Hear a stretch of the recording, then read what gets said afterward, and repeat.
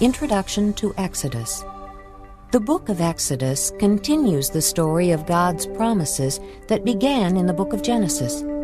From the people of the world, God selected one man, Abraham, and promised to make his descendants into a great nation. Exodus describes the birth of that nation.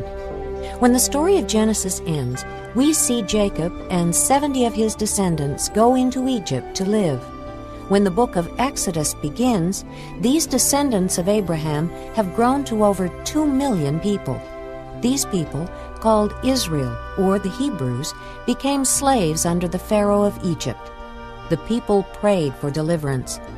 Israel's deliverance from Egypt is the perhaps greatest miracle in the Old Testament. This rescue is remembered annually by the Passover celebration. The eyewitness, Moses, recorded all of the events in Exodus. Moses was the man God used to lead his chosen people out of Egypt. Then, at Mount Sinai, God gave the people of Israel their law code or constitution that included the 10 Commandments. Now all they needed to be a nation was a land of their own. In order to guide them spiritually and physically, God gave them a portable worship center where He dwelt among the people. God was shaping this people into a great nation in order to be the source of truth and salvation to the entire world. And in the process, He was revealing more and more about Himself. Exodus, chapter 1. These are the names of the sons of Israel who went to Egypt with Jacob, each with his family: Reuben, Simeon, Levi and Judah, Issachar, Zebulun and Benjamin, Dan and Naphtali, Gad and Asher. The descendants of Jacob numbered 70 in all. Joseph was already in Egypt. Now Joseph and all his brothers and all that generation died. But the Israelites were fruitful and multiplied greatly and became exceedingly numerous, so that the land was filled with them. Then a new king, who did not know about Joseph, came to power in Egypt. "Look," he said to his people, "the Israelites have become much too numerous for us. Come, we must deal shrewdly with them, or they will become even more numerous, and if war breaks out, we'll join our enemies, fight against us, and leave the country." So they put slave masters over them to oppress them with forced labor, and they built Pithom and Ramesses as store cities for Pharaoh. But the more they were oppressed, the more they multiplied and spread. So the Egyptians came to dread the Israelites and worked them ruthlessly. They made their lives bitter with hard labor in brick and mortar, and with all kinds of work in the fields. In all their hard labor, the Egyptians used them ruthlessly. The king of Egypt said to the Hebrew midwives, whose names were Shiphrah and Puah, "When you help the Hebrew women in childbirth and observe them on the delivery stool, if it is a boy, kill him. But if it is a girl, let her live." The midwives, however, feared God, and did not do what the king of Egypt had told them to do. They let the boys live. Then the king of Egypt summoned the midwives and asked them, "Why have you done this? Why have you let the boys live?" The midwives answered Pharaoh, "Hebrew women are not like Egyptian women. They are vigorous and give birth before the midwives arrive." So God was kind to the midwives, and the people increased and became even more numerous. And because the midwives feared God, He gave them families of their own. Then Pharaoh gave this order to all his people: "Every boy that is born you must throw into the Nile, but let every girl live." Chapter 2. Now a man of the house of Levi married a Levite woman, and she became pregnant and gave birth to a son. When she saw that he was a fine child, she hid him for 3 months. But when she could hide him no longer, she got a papyrus basket for him and coated it with tar and pitch. Then she placed the child in it and put it among the reeds along the bank of the Nile. His sister stood at a distance to see what would happen to him. Then Pharaoh's daughter went down to the Nile to bathe, and her attendants were walking along the riverbank. She saw the basket among the reeds and sent her slave girl to get it. She opened it and saw the baby. He was crying, and she felt sorry for him. "This is one of the Hebrew babies," she said. Then his sister asked Pharaoh's daughter. Shall I go and get one of the Hebrew women to nurse the baby for you? Yes, go. She answered, and the girl went and got the baby's mother. Pharaoh's daughter said to her, Take this baby and nurse him for me, and I will pay you. So the woman took the baby and nursed him. When the child grew older, she took him to Pharaoh's daughter, and he became her son. She named him Moses, saying, I drew him out of the water. One day after Moses had grown up, he went out to where his own people were and watched them at their hard labor. He saw an Egyptian beating a Hebrew, one of his own people. Glancing this way and that, and seeing no one, he killed the Egyptian and hid him in the sand. The next day he went out and saw 2 Hebrews fighting. He asked the one in the wrong, Why are you hitting your fellow Hebrew? The man said, Who made you ruler and judge over us? Are you thinking of killing me as you killed the Egyptian? Then Moses was afraid and thought, What I did must have become known. When Pharaoh heard of this, he tried to kill Moses. But Moses fled from Pharaoh and went to live in Midian, where he sat down by a well. Now a priest of Midian had 7 daughters, and they came to draw water and fill the troughs to water their father's flock. Some shepherds came along and drove them away, but Moses got up and came to their rescue and watered their flock. When the girls returned to Reuel, their father, he asked them, Why have you returned so early today? They answered, An Egyptian rescued us from the shepherds. He even drew water for us and watered the flock. And where is he? He asked his daughters. Why did you leave him? Invite him to have something to eat.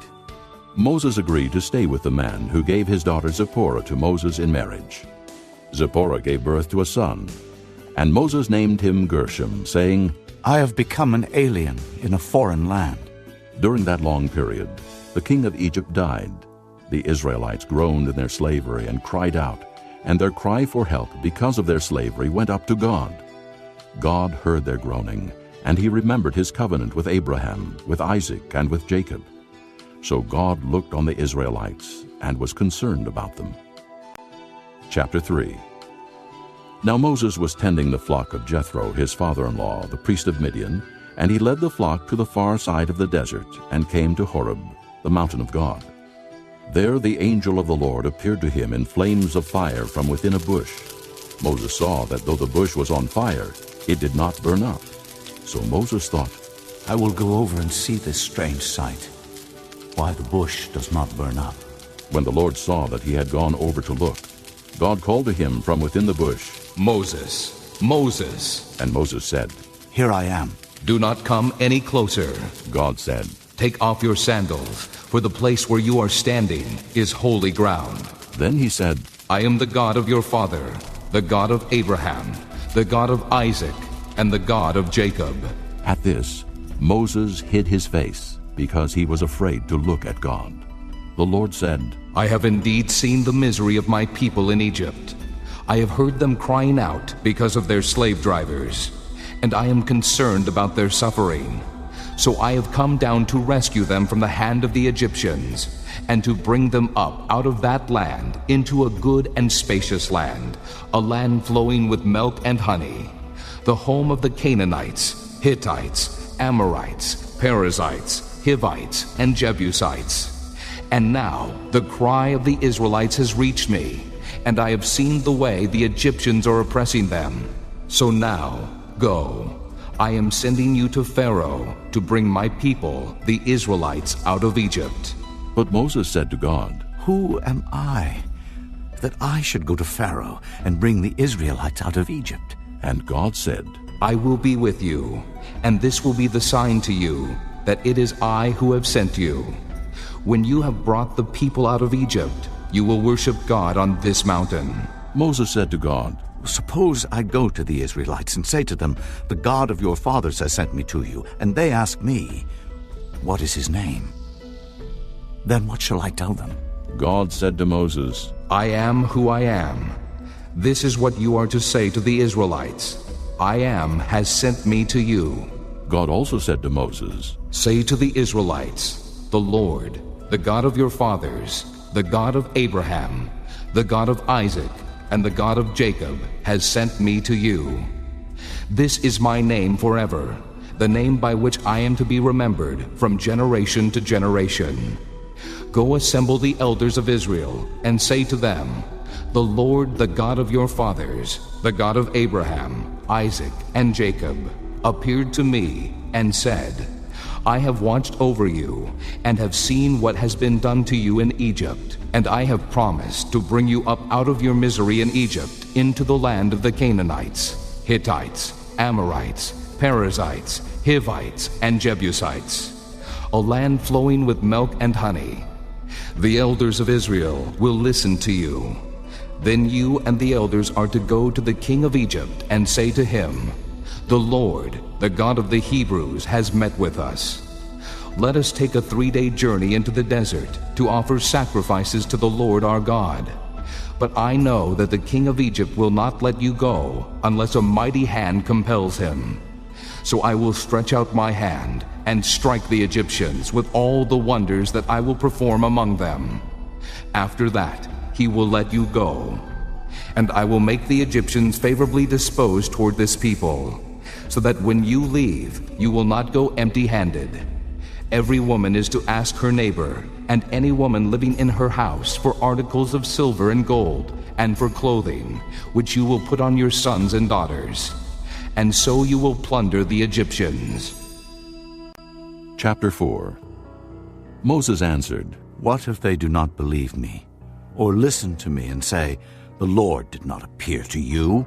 Then the Lord said to him, What is that in your hand? A staff, he replied. The Lord said, Throw it on the ground. Moses threw it on the ground, and it became a snake, and he ran from it. Then the Lord said to him, Reach out your hand and take it by the tail. So Moses reached out and took hold of the snake, and it turned back into a staff in his hand. This, said the Lord, is so that they may believe that the Lord, the God of their fathers, the God of Abraham, the God of Isaac, and the God of Jacob has appeared to you. Then the Lord said, Put your hand inside your cloak. So Moses put his hand into his cloak, and when he took it out, it was leprous, like snow. Now put it back into your cloak, he said. So Moses put his hand back into his cloak, and when he took it out, it was restored like the rest of his flesh.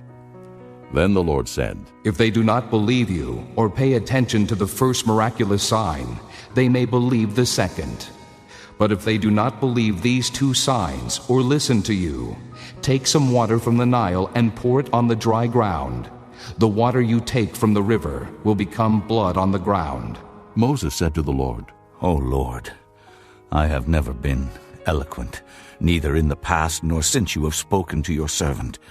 I am slow of speech and tongue. The Lord said to him, Who gave man his mouth? Who makes him deaf or mute? Who gives him sight or makes him blind? Is it not I, the Lord? Now go, I will help you speak and will teach you what to say. But Moses said, O Lord, please send someone else to do it. Then the Lord's anger burned against Moses, and he said, What about your brother, Aaron the Levite? I know he can speak well.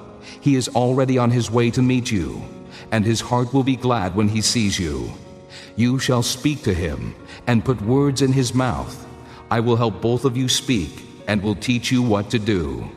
He will speak to the people for you, and it will be as if he were your mouth and as if you were God to him. But take this staff in your hand, so you can perform miraculous signs with it. Then Moses went back to Jethro, his father-in-law, and said to him, Let me go back to my own people in Egypt, to see if any of them are still alive. Jethro said, Go, and I wish you well. Now the Lord had said to Moses in Midian, Go back to Egypt, for all the men who wanted to kill you are dead. So Moses took his wife and sons, put them on a donkey, and started back to Egypt. And he took the staff of God in his hand. The Lord said to Moses, When you return to Egypt, see that you perform before Pharaoh all the wonders I have given you the power to do. But I will harden his heart, so that he will not let the people go.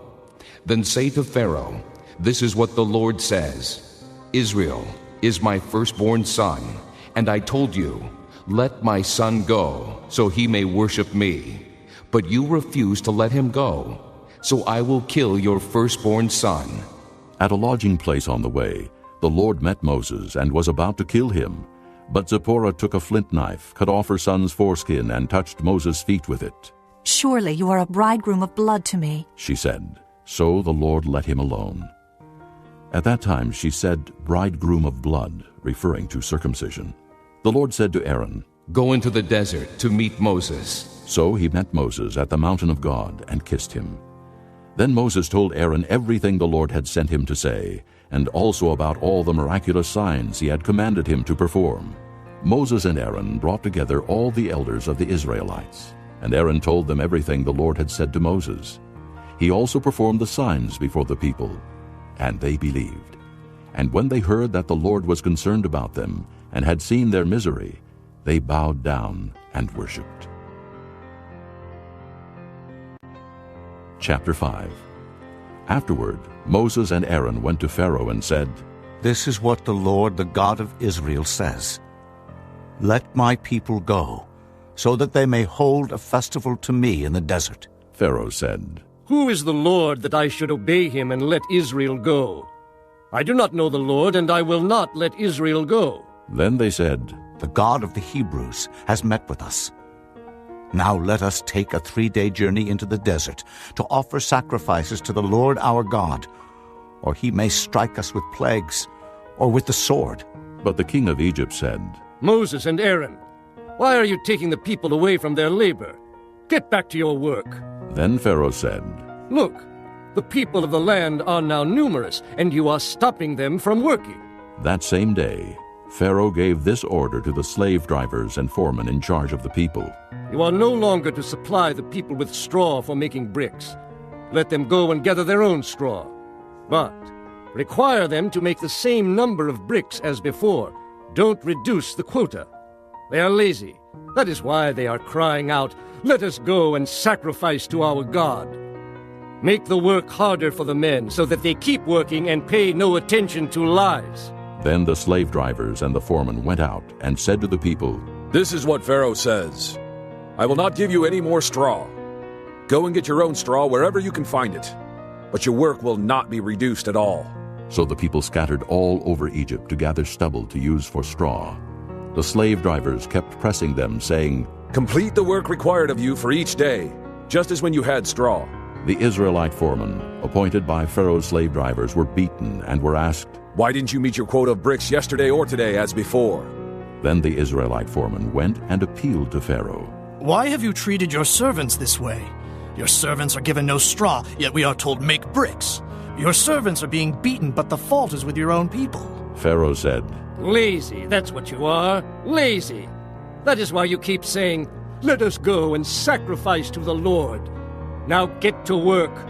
You will not be given any straw, yet you must produce your full quota of bricks. The Israelite foremen realized they were in trouble when they were told, You are not to reduce the number of bricks required of you for each day. When they left Pharaoh, they found Moses and Aaron waiting to meet them, and they said, May the Lord look upon you and judge you. You have made us a stench to Pharaoh and his officials and have put a sword in their hand to kill us. Moses returned to the Lord and said, O Lord, why have you brought trouble upon this people? Is this why you sent me? Ever since I went to Pharaoh to speak in your name, he has brought trouble upon this people, and you have not rescued your people at all. Chapter 6. Then the Lord said to Moses, Now you will see what I will do to Pharaoh. Because of my mighty hand, he will let them go. Because of my mighty hand, he will drive them out of his country. God also said to Moses, I am the Lord. I appeared to Abraham, to Isaac, and to Jacob as God Almighty. But by my name the Lord, I did not make myself known to them. I also established my covenant with them, to give them the land of Canaan, where they lived as aliens. Moreover, I have heard the groaning of the Israelites, whom the Egyptians are enslaving, and I have remembered my covenant. Therefore, say to the Israelites, I am the Lord, and I will bring you out from under the yoke of the Egyptians. I will free you from being slaves to them, and I will redeem you with an outstretched arm and with mighty acts of judgment. I will take you as my own people, and I will be your God. Then you will know that I am the Lord your God, who brought you out from under the yoke of the Egyptians. and I will bring you to the land I swore with uplifted hand to give to Abraham, to Isaac, and to Jacob. I will give it to you as a possession. I am the Lord." Moses reported this to the Israelites, but they did not listen to him because of their discouragement and cruel bondage. Then the Lord said to Moses, "Go, tell Pharaoh, king of Egypt, to let the Israelites go out of his country." But Moses said to the Lord, "If the Israelites will not listen to me, why would Pharaoh listen to me, since I speak with faltering lips?" Now the Lord spoke to Moses and Aaron about the Israelites and Pharaoh king of Egypt, and he commanded them to bring the Israelites out of Egypt. These were the heads of their families. The sons of Reuben, the firstborn son of Israel, were Hanok and Pallu, Hezron and Carmi. These were the clans of Reuben. The sons of Simeon were Jemuel, Jamin, Ohad, Jachin, Zohar, and Shaul, the son of a Canaanite woman. These were the clans of Simeon. These were the names of the sons of Levi according to their records: Gershon, Kohath, and Merari. Levi lived 137 years. The sons of Gershon by clans were Libni and Shimei. The sons of Kohath were Amram, Izhar, Hebron, and Uzziel. Kohath lived 133 years. The sons of Merari were Mahli and Mushi. These were the clans of Levi according to their records. Amram married his father's sister Jochebed, who bore him Aaron and Moses. Amram lived 137 years. The sons of Izhar were Korah, Nepheg, and Zichri. The sons of Uzziel were Mishael, Elzaphan, and Sithri. Aaron married Elisheba, daughter of Aminadab and sister of Nahshon, and she bore him Nadab and Abihu, Eleazar and Ithamar. The sons of Korah were Asher, Elkanah, and Abiasaph. These were the Korite clans. Eleazar, son of Aaron, married one of the daughters of Putiel, and she bore him Phinehas. These were the heads of the Levite families, clan by clan. It was this same Aaron and Moses to whom the Lord said, "Bring the Israelites out of Egypt by their divisions." They were the ones who spoke to Pharaoh king of Egypt about bringing the Israelites out of Egypt. It was the same Moses and Aaron. Now when the Lord spoke to Moses in Egypt, he said to him, "I am the Lord. Tell Pharaoh king of Egypt everything I tell you." But Moses said to the Lord, "Since I speak with faltering lips, why would Pharaoh listen to me?" Chapter 7. Then the Lord said to Moses, "See, I have made you like God to Pharaoh, and your brother Aaron will be your prophet. You are to say everything I command you, and your brother Aaron is to tell Pharaoh to let the Israelites go out of his country. But I will harden Pharaoh's heart, and though I multiply my miraculous signs and wonders in Egypt, he will not listen to you. Then I will lay my hand on Egypt, and with mighty acts of judgment I will bring out my divisions, my people the Israelites. And the Egyptians will know that I am the Lord when I stretch out my hand against Egypt and bring the Israelites out of it." Moses and Aaron did just as the Lord commanded them. Moses was 80 years old, and Aaron 83 when they spoke to Pharaoh. The Lord said to Moses and Aaron, "When Pharaoh says to you, 'Perform a miracle,' then say to Aaron, 'Take your staff and throw it down before Pharaoh, and it will become a snake.'" So Moses and Aaron went to Pharaoh and did just as the Lord commanded. Aaron threw his staff down in front of Pharaoh and his officials, and it became a snake. Pharaoh then summoned wise men and sorcerers, and the Egyptian magicians also did the same things by their secret arts. Each one threw down his staff, and it became a snake. But Aaron's staff swallowed up their staffs. Yet Pharaoh's heart became hard, and he would not listen to them, just as the Lord had said. Then the Lord said to Moses, "Pharaoh's heart is unyielding. He refuses to let the people go. Go to Pharaoh in the morning, as he goes out to the water.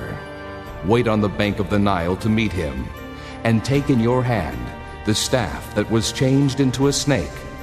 Then say to him, 'The Lord, the God of the Hebrews, has sent me to say to you, let my people go, so that they may worship me in the desert.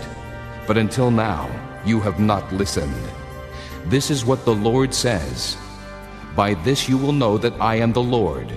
With the staff that is in my hand, I will strike the water of the Nile, and it will be changed into blood. The fish in the Nile will die, and the river will stink. The Egyptians will not be able to drink its water. The Lord said to Moses, Tell Aaron, take your staff and stretch out your hand over the waters of Egypt, over the streams and canals, over the ponds and all the reservoirs, and they will turn to blood. Blood will be everywhere in Egypt, even in the wooden buckets and stone jars. Moses and Aaron did just as the Lord had commanded. He raised his staff in the presence of Pharaoh and his officials and struck the water of the Nile, and all the water was changed into blood. The fish in the Nile died, and the river smelled so bad that the Egyptians could not drink its water. Blood was everywhere in Egypt. But the Egyptian magicians did the same things by their secret arts, and Pharaoh's heart became hard. He would not listen to Moses and Aaron, just as the Lord had said. Instead, he turned and went into his palace and did not take even this to heart.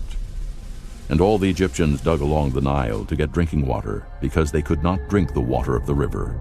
7 days passed after the Lord struck the Nile. Chapter 8. Then the Lord said to Moses, Go to Pharaoh and say to him, This is what the Lord says, Let my people go, so that they may worship me. If you refuse to let them go, I will plague your whole country with frogs. The Nile will teem with frogs. They will come up into your palace and your bedroom, and onto your bed, into the houses of your officials, and on your people, and into your ovens and kneading troughs. The frogs will go up on you, and your people, and all your officials.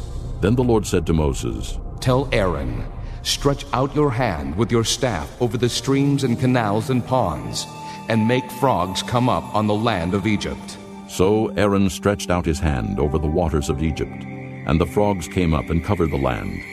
But the magicians did the same things by their secret arts. They also made frogs come up on the land of Egypt. Pharaoh summoned Moses and Aaron and said, Pray to the Lord to take the frogs away from me and my people, and I will let your people go to offer sacrifices to the Lord. Moses said to Pharaoh, I leave to you the honor of setting the time for me to pray for you and your officials and your people, that you and your houses may be rid of the frogs, except for those that remain in the Nile. Tomorrow, Pharaoh said. Moses replied, It will be as you say, so that you may know there is no one like the Lord our God. The frogs will leave you and your houses, your officials, and your people. They will remain only in the Nile. After Moses and Aaron left Pharaoh, Moses cried out to the Lord about the frogs he had brought on Pharaoh. And the Lord did what Moses asked. The frogs died in the houses, in the courtyards, and in the fields. They were piled into heaps, and the land reeked of them. But when Pharaoh saw that there was relief, he hardened his heart and would not listen to Moses and Aaron, just as the Lord had said. Then the Lord said to Moses, Tell Aaron, stretch out your staff and strike the dust of the ground, and throughout the land of Egypt the dust will become gnats. They did this. And when Aaron stretched out his hand with the staff and struck the dust of the ground, gnats came upon men and animals. All the dust throughout the land of Egypt became gnats. But when the magicians tried to produce gnats by their secret arts, they could not. And the gnats were on men and animals. The magicians said to Pharaoh, This is the finger of God. But Pharaoh's heart was hard, and he would not listen, just as the Lord had said. Then the Lord said to Moses, Get up early in the morning and confront Pharaoh as he goes to the water, and say to him, This is what the Lord says, Let my people go, so that they may worship me. If you do not let my people go, I will send swarms of flies on you and your officials, on your people, and into your houses. The houses of the Egyptians will be full of flies, and even the ground where they are. But on that day, I will deal differently with the land of Goshen, where my people live. No swarms of flies will be there, so that you will know that I, the Lord, am in this land. I will make a distinction between my people and your people. This miraculous sign will occur tomorrow. And the Lord did this. Dense swarms of flies poured into Pharaoh's palace and into the houses of his officials, and throughout Egypt the land was ruined by the flies. Then Pharaoh summoned Moses and Aaron and said, Go, sacrifice to your God here in the land. But Moses said, That would not be right. The sacrifices we offer the Lord our God would be detestable to the Egyptians. And if we offer sacrifices that are detestable in their eyes, will they not stone us? We must take a 3-day journey into the desert to offer sacrifices to the Lord our God as he commands us. Pharaoh said, I will let you go to offer sacrifices to the Lord your God in the desert, but you must not go very far. Now pray for me. Moses answered, As soon as I leave you, I will pray to the Lord. And tomorrow the flies will leave Pharaoh and his officials and his people. Only be sure that Pharaoh does not act deceitfully again by not letting the people go to offer sacrifices to the Lord. Then Moses left Pharaoh and prayed to the Lord. And the Lord did what Moses asked. The flies left Pharaoh and his officials and his people. Not a fly remained. But this time also Pharaoh hardened his heart and would not let the people go. Chapter 9. Then the Lord said to Moses, Go to Pharaoh and say to him, This is what the Lord, the God of the Hebrews, says. Let my people go, so that they may worship me. If you refuse to let them go and continue to hold them back, the hand of the Lord will bring a terrible plague on your livestock in the field, on your horses and donkeys and camels, and on your cattle and sheep and goats. But the Lord will make a distinction between the livestock of Israel and that of Egypt, so that no animal belonging to the Israelites will die. The Lord set a time and said, Tomorrow the Lord will do this in the land. And the next day the Lord did it. All the livestock of the Egyptians died, but not one animal belonging to the Israelites died.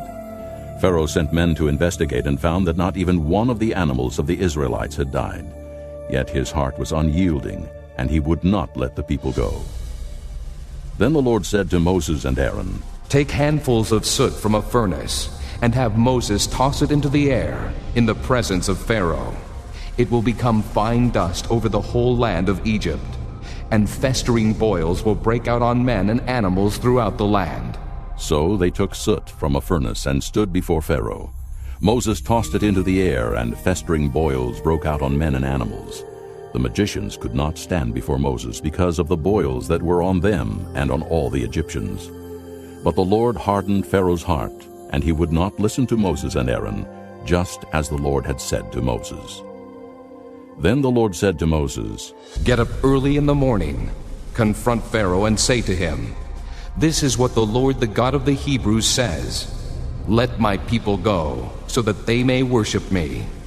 Or this time I will send the full force of my plagues against you, and against your officials and your people, so you may know that there is no one like me in all the earth. For by now I could have stretched out my hand and struck you and your people with a plague that would have wiped you off the earth. But I have raised you up for this very purpose, that I might show you my power, and that my name might be proclaimed in all the earth. You still set yourself against my people, and will not let them go. Therefore, at this time tomorrow, I will send the worst hailstorm that has ever fallen on Egypt, from the day it was founded till now. Give an order now to bring your livestock and everything you have in the field to a place of shelter, because the hail will fall on every man and animal that has not been brought in and is still out in the field, and they will die. Those officials of Pharaoh who feared the word of the Lord hurried to bring their slaves and their livestock inside. But those who ignored the word of the Lord left their slaves and livestock in the field. Then the Lord said to Moses, Stretch out your hand toward the sky, so that hail will fall all over Egypt, on men and animals, and on everything growing in the fields of Egypt. When Moses stretched out his staff toward the sky, the Lord sent thunder and hail, and lightning flashed down to the ground. So the Lord rained hail on the land of Egypt. Hail fell and lightning flashed back and forth. It was the worst storm in all the land of Egypt since it had become a nation. Throughout Egypt, hail struck everything in the fields, both men and animals. It beat down everything growing in the fields and stripped every tree. The only place it did not hail was the land of Goshen, where the Israelites were. Then Pharaoh summoned Moses and Aaron. "This time I have sinned," he said to them. "The Lord is in the right, and I and my people are in the wrong. Pray to the Lord, for we have had enough thunder and hail. I will let you go. You don't have to stay any longer." Moses replied, "When I have gone out of the city, I will spread out my hands in prayer to the Lord. The thunder will stop, and there will be no more hail. So you may know that the earth is the Lord's. But I know that you and your officials still do not fear the Lord God." The flax and barley were destroyed, since the barley had headed and the flax was in bloom. The wheat and spelt, however, were not destroyed, because they ripen later. Then Moses left Pharaoh and went out of the city. He spread out his hands toward the Lord. The thunder and hail stopped, and the rain no longer poured down on the land. When Pharaoh saw that the rain and hail and thunder had stopped, he sinned again. He and his officials hardened their hearts. So Pharaoh's heart was hard, and he would not let the Israelites go, just as the Lord had said through Moses. Chapter 10. Then the Lord said to Moses, "Go to Pharaoh, for I have hardened his heart and the hearts of his officials, so that I may perform these miraculous signs of mine among them, that you may tell your children and grandchildren how I dealt harshly with the Egyptians, and how I performed my signs among them, and that you may know that I am the Lord." So Moses and Aaron went to Pharaoh and said to him, "This is what the Lord, the God of the Hebrews, says. How long will you refuse to humble yourself before me? Let my people go, so that they may worship me. If you refuse to let them go, I will bring locusts into your country tomorrow. They will cover the face of the ground, so that it cannot be seen. They will devour what little you have left after the hail, including every tree that is growing in your fields. They will fill your houses, and those of all your officials, and all the Egyptians. Something neither your fathers nor your forefathers have ever seen from the day they settled in this land till now." Then Moses turned and left Pharaoh. Pharaoh's officials said to him, "How long will this man be a snare to us? Let the people go so that they may worship the Lord their God. Do you not yet realize that Egypt is ruined?" Then Moses and Aaron were brought back to Pharaoh. "Go, worship the Lord your God," he said. "But just who will be going?" Moses answered, "We will go with our young and old, with our sons and daughters, and with our flocks and herds, because we are to celebrate a festival to the Lord." Pharaoh said, "The Lord be with you. If I let you go, along with your women and children, clearly you are bent on evil. No, have only the men go and worship the Lord, since that's what you have been asking for." Then Moses and Aaron were driven out of Pharaoh's presence. And the Lord said to Moses, "Stretch out your hand over Egypt, so that locusts will swarm over the land and devour everything growing in the fields, everything left by the hail." So Moses stretched out his staff over Egypt, and the Lord made an east wind blow across the land all that day and all that night. By morning the wind had brought the locusts. They invaded all Egypt and settled down in every area of the country in great numbers. Never before had there been such a plague of locusts, nor will there ever be again. They covered all the ground until it was black. They devoured all that was left after the hail, everything growing in the fields and the fruit on the trees. Nothing green remained on tree or plant in all the land of Egypt. Pharaoh quickly summoned Moses and Aaron and said, "I have sinned against the Lord your God and against you. Now forgive my sin once more, and pray to the Lord your God to take this deadly plague away from me." Moses then left Pharaoh and prayed to the Lord. And the Lord changed the wind to a very strong west wind, which caught up the locusts and carried them into the Red Sea. Not a locust was left anywhere in Egypt. But the Lord hardened Pharaoh's heart, and he would not let the Israelites go. Then the Lord said to Moses, "Stretch out your hand toward the sky, so that darkness will spread over Egypt, darkness that can be felt." So Moses stretched out his hand toward the sky, and total darkness covered all Egypt for 3 days. No one could see anyone else or leave his place for 3 days. Yet all the Israelites had light in the places where they lived. Then Pharaoh summoned Moses and said, Go, worship the Lord. Even your women and children may go with you. Only leave your flocks and herds behind. But Moses said, You must allow us to have sacrifices and burnt offerings to present to the Lord our God. Our livestock too must go with us. Not a hoof is to be left behind. We have to use some of them in worshiping the Lord our God, and until we get there, we will not know what we are to use to worship the Lord. But the Lord hardened Pharaoh's heart, and he was not willing to let them go. Pharaoh said to Moses, Get out of my sight. Make sure you do not appear before me again. The day you see my face, you will die. Just as you say, Moses replied. I will never appear before you again. Chapter 11. Now the Lord had said to Moses, I will bring one more plague on Pharaoh and on Egypt. After that, he will let you go from here, and when he does, he will drive you out completely. Tell the people that men and women alike are to ask their neighbors for articles of silver and gold. The Lord made the Egyptians favorably disposed toward the people, and Moses himself was highly regarded in Egypt by Pharaoh's officials and by the people. So Moses said, This is what the Lord says. About midnight, I will go throughout Egypt. Every firstborn son in Egypt will die, from the firstborn son of Pharaoh, who sits on the throne, to the firstborn son of the slave girl, who is at her handmill, and all the firstborn of the cattle as well. There will be loud wailing throughout Egypt, worse than there has ever been or ever will be again. But among the Israelites, not a dog will bark at any man or animal. Then you will know that the Lord makes a distinction between Egypt and Israel. All these officials of yours will come to me, bowing down before me and saying, Go you and all the people who follow you. After that, I will leave. Then Moses, hot with anger, left Pharaoh. The Lord had said to Moses, Pharaoh will refuse to listen to you, so that my wonders may be multiplied in Egypt. Moses and Aaron performed all these wonders before Pharaoh. But the Lord hardened Pharaoh's heart, and he would not let the Israelites go out of his country.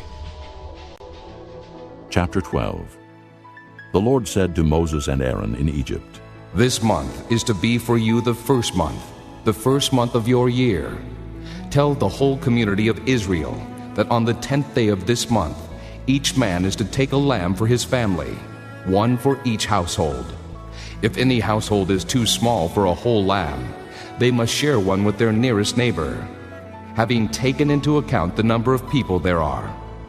You are to determine the amount of lamb needed in accordance with what each person will eat. The animals you choose must be year-old males without defect, and you may take them from the sheep or the goats. Take care of them until the 14th day of the month, when all the people of the community of Israel must slaughter them at twilight. Then they are to take some of the blood and put it on the sides and tops of the doorframes of the houses where they eat the lambs.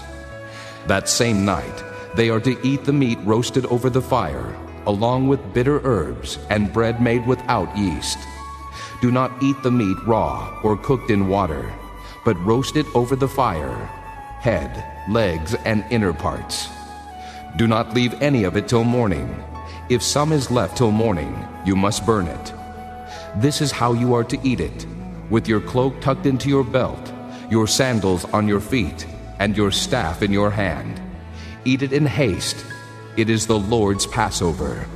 On that same night, I will pass through Egypt and strike down every firstborn, both men and animals. And I will bring judgment on all the gods of Egypt. I am the Lord. The blood will be a sign for you on the houses where you are, and when I see the blood, I will pass over you. No destructive plague will touch you when I strike Egypt. This is a day you are to commemorate. For the generations to come, you shall celebrate it as a festival to the Lord, a lasting ordinance. For 7 days you are to eat bread made without yeast. On the first day, remove the yeast from your houses, for whoever eats anything with yeast in it from the first day through the 7th, must be cut off from Israel. On the first day, hold a sacred assembly, and another one on the 7th day. Do no work at all on these days, except to prepare food for everyone to eat. That is all you may do. Celebrate the feast of unleavened bread, because it was on this very day that I brought your divisions out of Egypt. Celebrate this day as a lasting ordinance for the generations to come. In the first month, you are to eat bread made without yeast, from the evening of the 14th day until the evening of the 21st day. For 7 days, no yeast is to be found in your houses, and whoever eats anything with yeast in it must be cut off from the community of Israel, whether he is an alien or native born. Eat nothing made with yeast. Wherever you live, you must eat unleavened bread.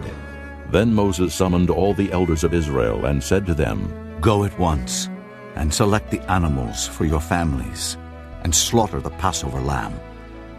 Take a bunch of hyssop, dip it into the blood in the basin, and put some of the blood on the top and on both sides of the doorframe. Not one of you shall go out the door of his house until morning. When the Lord goes through the land to strike down the Egyptians, he will see the blood on the top and sides of the doorframe and will pass over that doorway. And he will not permit the destroyer to enter your houses and strike you down. Obey these instructions as a lasting ordinance for you and your descendants. When you enter the land that the Lord will give you, as he promised, observe this ceremony. And when your children ask you, What does this ceremony mean to you? Then tell them, It is the Passover sacrifice to the Lord, who passed over the houses of the Israelites in Egypt and spared our homes when he struck down the Egyptians. Then the people bowed down and worshipped. The Israelites did just what the Lord commanded Moses and Aaron.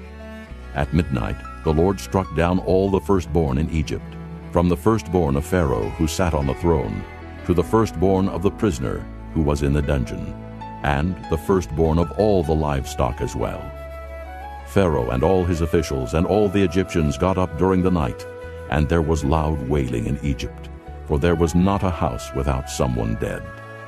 During the night, Pharaoh summoned Moses and Aaron and said, Up! Leave my people, you and the Israelites. Go worship the Lord as you have requested. Take your flocks and herds as you have said, and go, and also bless me. The Egyptians urged the people to hurry and leave the country. For otherwise, they said, we will all die. So the people took their dough before the yeast was added, and carried it on their shoulders in kneading troughs wrapped in clothing. The Israelites did as Moses instructed, and asked the Egyptians for articles of silver and gold and for clothing. The Lord had made the Egyptians favorably disposed toward the people, and they gave them what they asked for. So they plundered the Egyptians. The Israelites journeyed from Ramesses to Succoth. There were about 600,000 men on foot, besides women and children. Many other people went up with them, as well as large droves of livestock, both flocks and herds. With the dough they had brought from Egypt, they baked cakes of unleavened bread.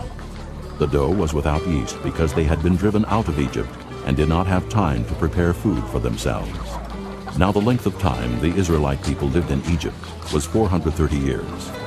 At the end of the 430 years, to the very day, all the Lord's divisions left Egypt. Because the Lord kept vigil that night to bring them out of Egypt, on this night all the Israelites are to keep vigil to honor the Lord for the generations to come. The Lord said to Moses and Aaron, These are the regulations for the Passover. No foreigner is to eat of it. Any slave you have bought may eat of it after you have circumcised him. But a temporary resident and a hired worker may not eat of it. It must be eaten inside one house. Take none of the meat outside the house. Do not break any of the bones. The whole community of Israel must celebrate it. An alien living among you who wants to celebrate the Lord's Passover must have all the males in his household circumcised. Then he may take part, like one born in the land. No uncircumcised male may eat of it. The same law applies to the native born and to the alien living among you. All the Israelites did just what the Lord had commanded Moses and Aaron. And on that very day, the Lord brought the Israelites out of Egypt by their divisions. Chapter 13. The Lord said to Moses, Consecrate to me every firstborn male. The first offspring of every womb among the Israelites belongs to me, whether man or animal. Then Moses said to the people, Commemorate this day, the day you came out of Egypt, out of the land of slavery, because the Lord brought you out of it with a mighty hand. Eat nothing containing yeast.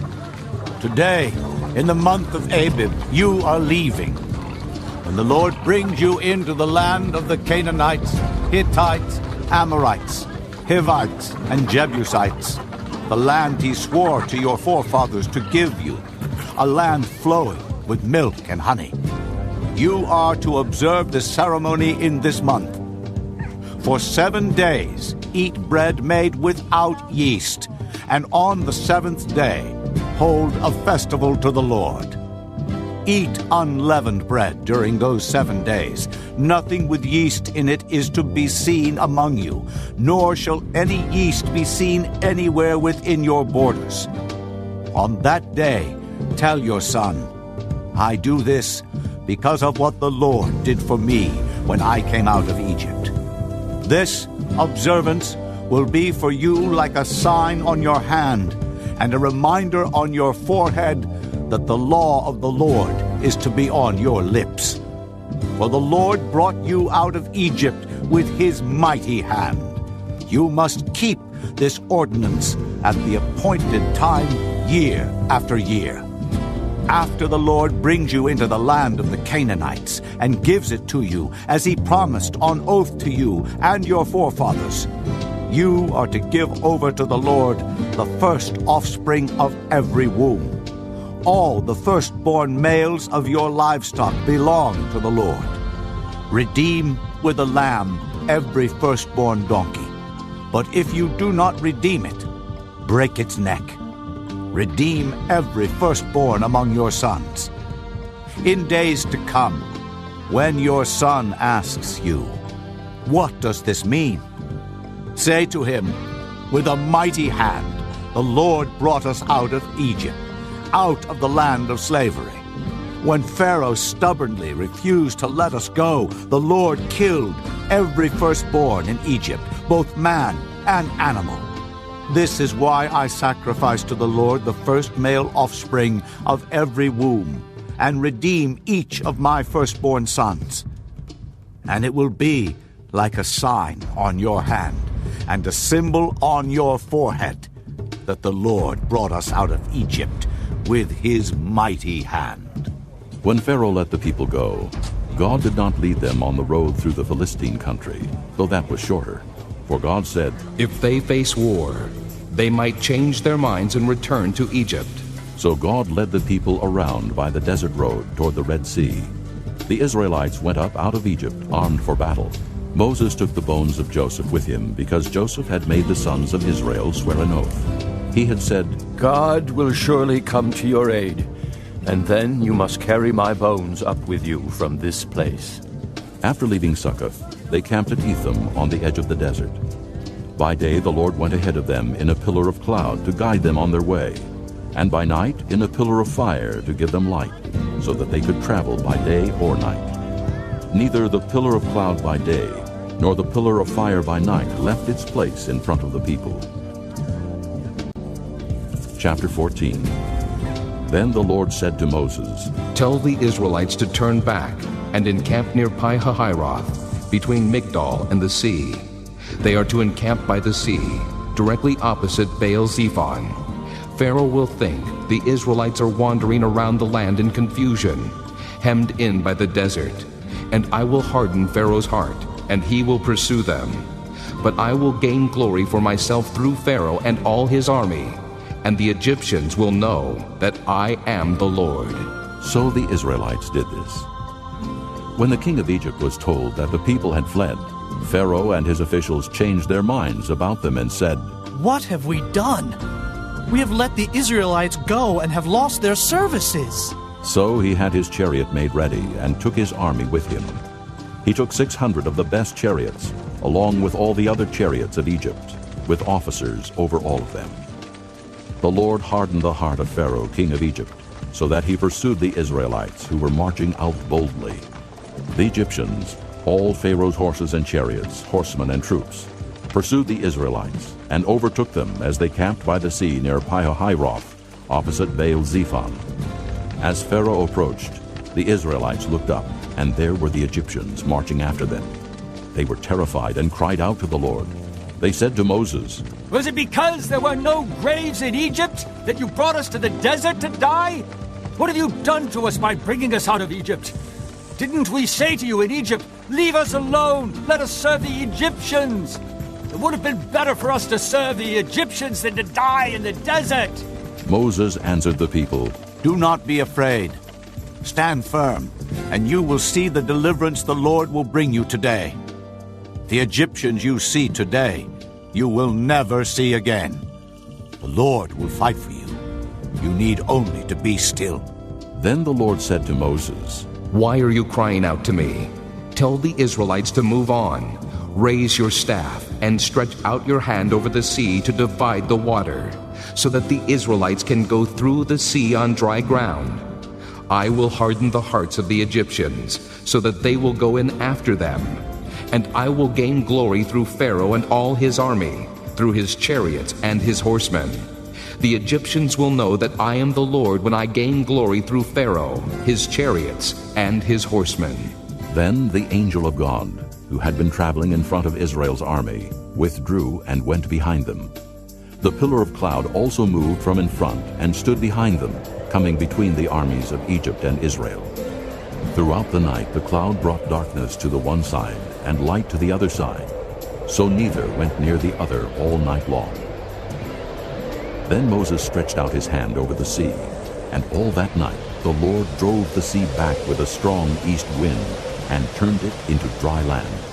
The waters were divided, and the Israelites went through the sea on dry ground, with a wall of water on their right and on their left. The Egyptians pursued them, and all Pharaoh's horses and chariots and horsemen followed them into the sea.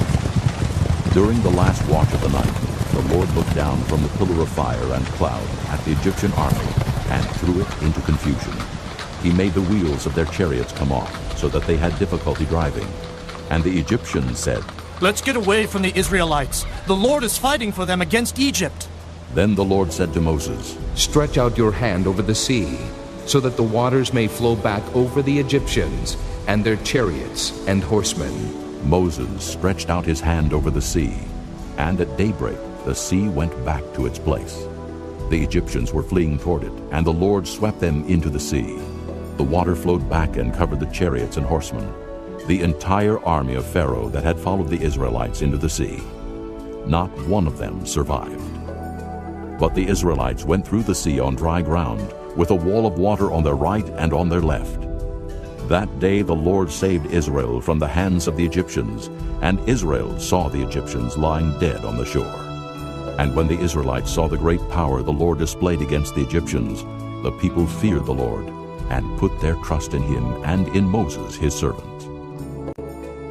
Chapter 15. Then Moses and the Israelites sang this song to the Lord. I will sing to the Lord, for he is highly exalted. The horse and its rider he has hurled into the sea. The Lord is my strength and my song. He has become my salvation. He is my God, and I will praise him, my father's God, and I will exalt him. The Lord is a warrior. The Lord is his name. Pharaoh's chariots and his army he has hurled into the sea. The best of Pharaoh's officers are drowned in the Red Sea. The deep waters have covered them. They sank to the depths like a stone. Your right hand, O Lord, was majestic in power. Your right hand, O Lord, shattered the enemy. In the greatness of your majesty, you threw down those who opposed you. You unleashed your burning anger. It consumed them like stubble. By the blast of your nostrils, the waters piled up. The surging waters stood firm like a wall. the deep waters congealed in the heart of the sea.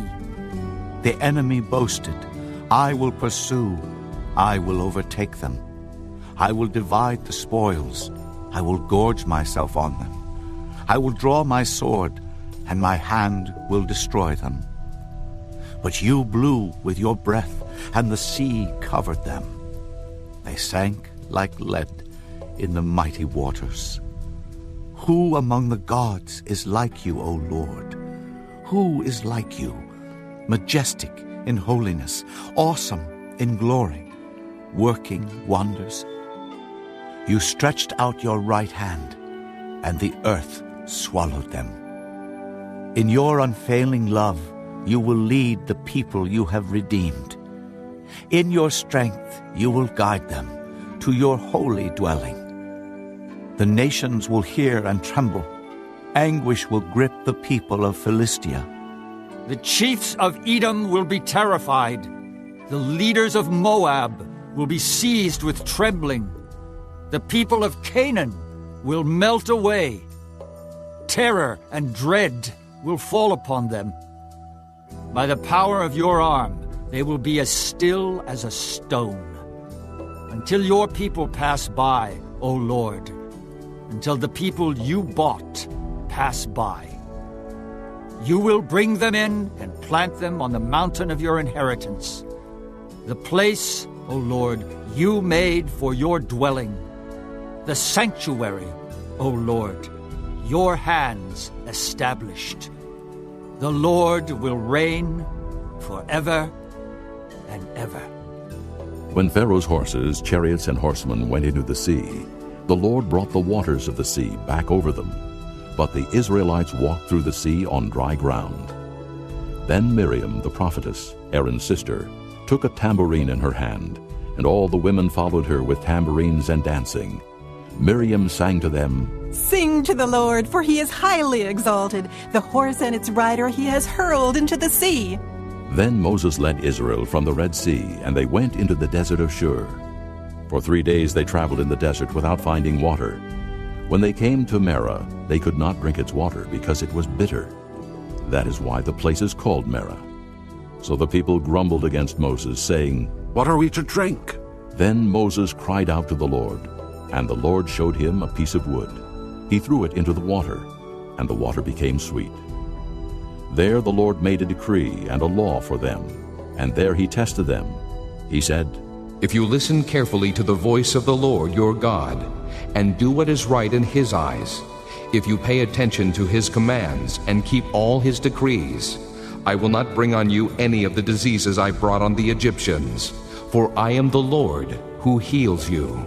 Then they came to Elim, where there were 12 springs and 70 palm trees, and they camped there near the water. Chapter 16.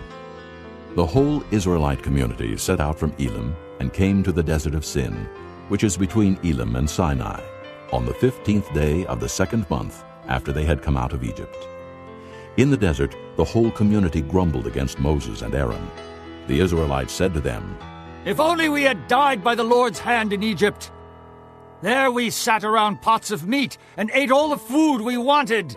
But you have brought us out into this desert to starve this entire assembly to death. Then the Lord said to Moses, I will rain down bread from heaven for you. The people are to go out each day and gather enough for that day. In this way I will test them and see whether they will follow my instructions. On the 6th day they are to prepare what they bring in, and that is to be twice as much as they gather on the other days. So Moses and Aaron said to all the Israelites, In the evening you will know that it was the Lord who brought you out of Egypt. And in the morning you will see the glory of the Lord, because he has heard your grumbling against him. Who are we that you should grumble against us? Moses also said, You will know that it was the Lord when he gives you meat to eat in the evening, and all the bread you want in the morning, because he has heard your grumbling against him. Who are we? You are not grumbling against us, but against the Lord. Then Moses told Aaron, Say to the entire Israelite community, Come before the Lord, for he has heard your grumbling. While Aaron was speaking to the whole Israelite community, they looked toward the desert, and there was the glory of the Lord appearing in the cloud. The Lord said to Moses, I have heard the grumbling of the Israelites. Tell them, at twilight you will eat meat, and in the morning you will be filled with bread. Then you will know that I am the Lord your God. That evening quail came and covered the camp, and in the morning there was a layer of dew around the camp. When the dew was gone, thin flakes like frost on the ground appeared on the desert floor. When the Israelites saw it, they said to each other, What is it? For they did not know what it was. Moses said to them, It is the bread the Lord has given you to eat. This is what the Lord has commanded. Each one is to gather as much as he needs. Take an omer for each person you have in your tent. The Israelites did as they were told. Some gathered much, some little. And when they measured it by the omer, he who gathered much did not have too much, and he who gathered little did not have too little. Each one gathered as much as he needed. Then Moses said to them, No one is to keep any of it until morning. However, some of them paid no attention to Moses. They kept part of it until morning, but it was full of maggots and began to smell. So Moses was angry with them. Each morning everyone gathered as much as he needed, and when the sun grew hot, it melted away. On the 6th day they gathered twice as much, 2 omers for each person. And the leaders of the community came and reported this to Moses. He said to them, This is what the Lord commanded. Tomorrow is to be a day of rest, a holy Sabbath to the Lord. So bake what you want to bake and boil what you want to boil. Save whatever is left and keep it until morning. So they saved it until morning, as Moses commanded, and it did not stink or get maggots in it. Eat it today, Moses said, because today is a Sabbath to the Lord. You will not find any of it on the ground today. 6 days you are to gather it, but on the 7th day, the Sabbath, there will not be any. Nevertheless, some of the people went out on the 7th day to gather it, but they found none. Then the Lord said to Moses, How long will you refuse to keep my commands and my instructions?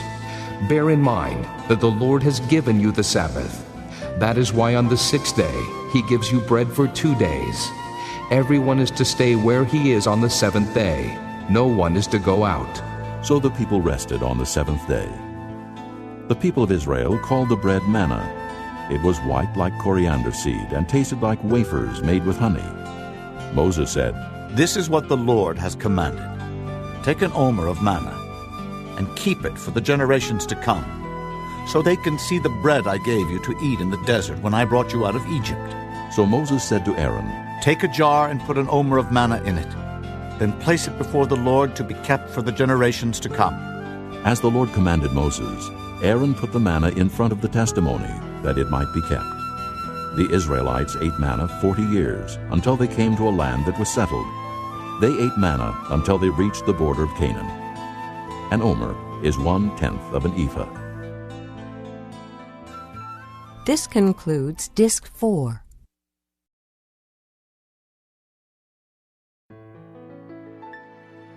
Chapter 17. The whole Israelite community set out from the desert of Sin, traveling from place to place as the Lord commanded. They camped at Rephidim, but there was no water for the people to drink.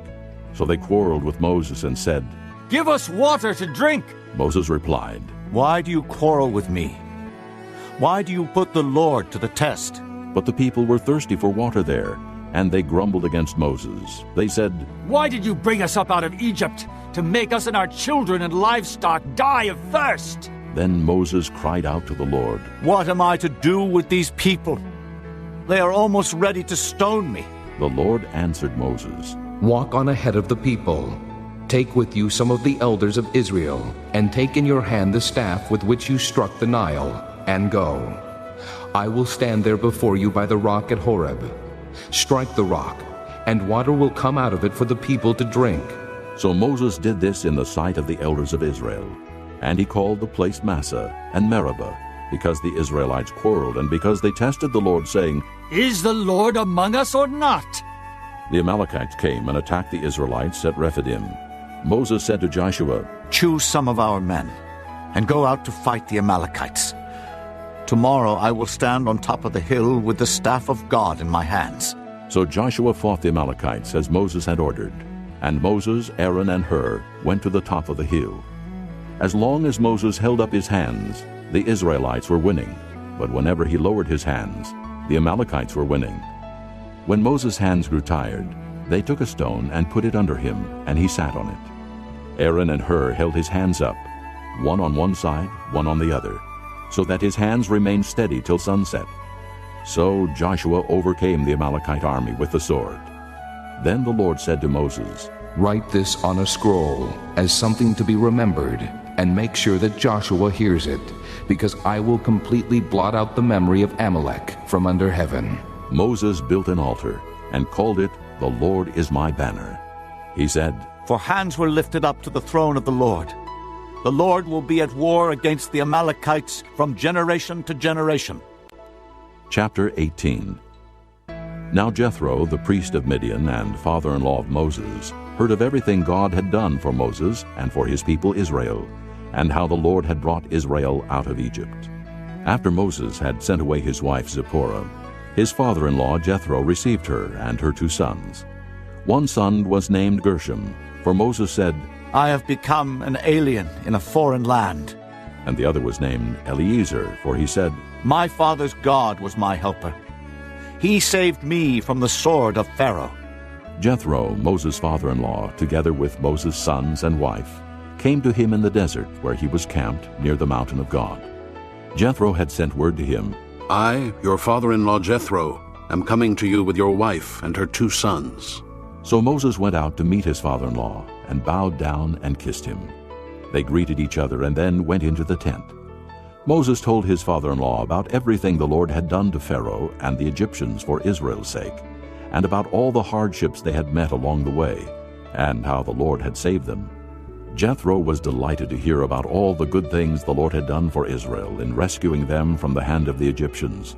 He said, "Praise be to the Lord who rescued you from the hand of the Egyptians and of Pharaoh, and who rescued the people from the hand of the Egyptians. Now I know that the Lord is greater than all other gods, for he did this to those who had treated Israel arrogantly." Then Jethro, Moses' father-in-law, brought a burnt offering and other sacrifices to God.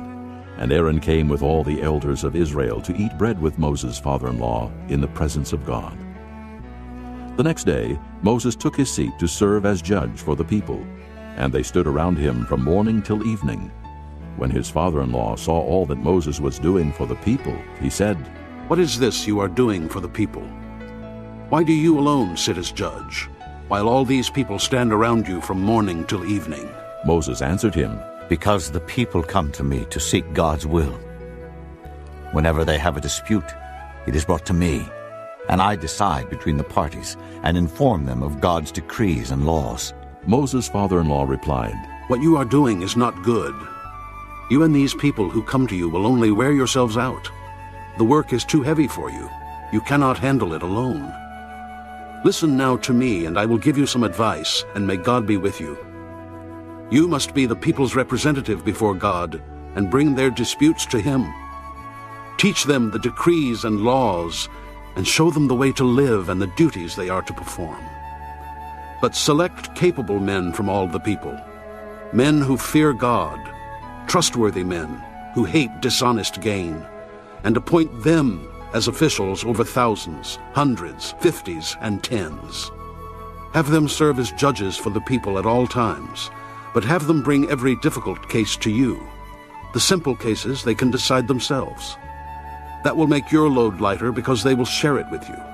If you do this, and God so commands, you will be able to stand the strain, and all these people will go home satisfied." Moses listened to his father-in-law and did everything he said.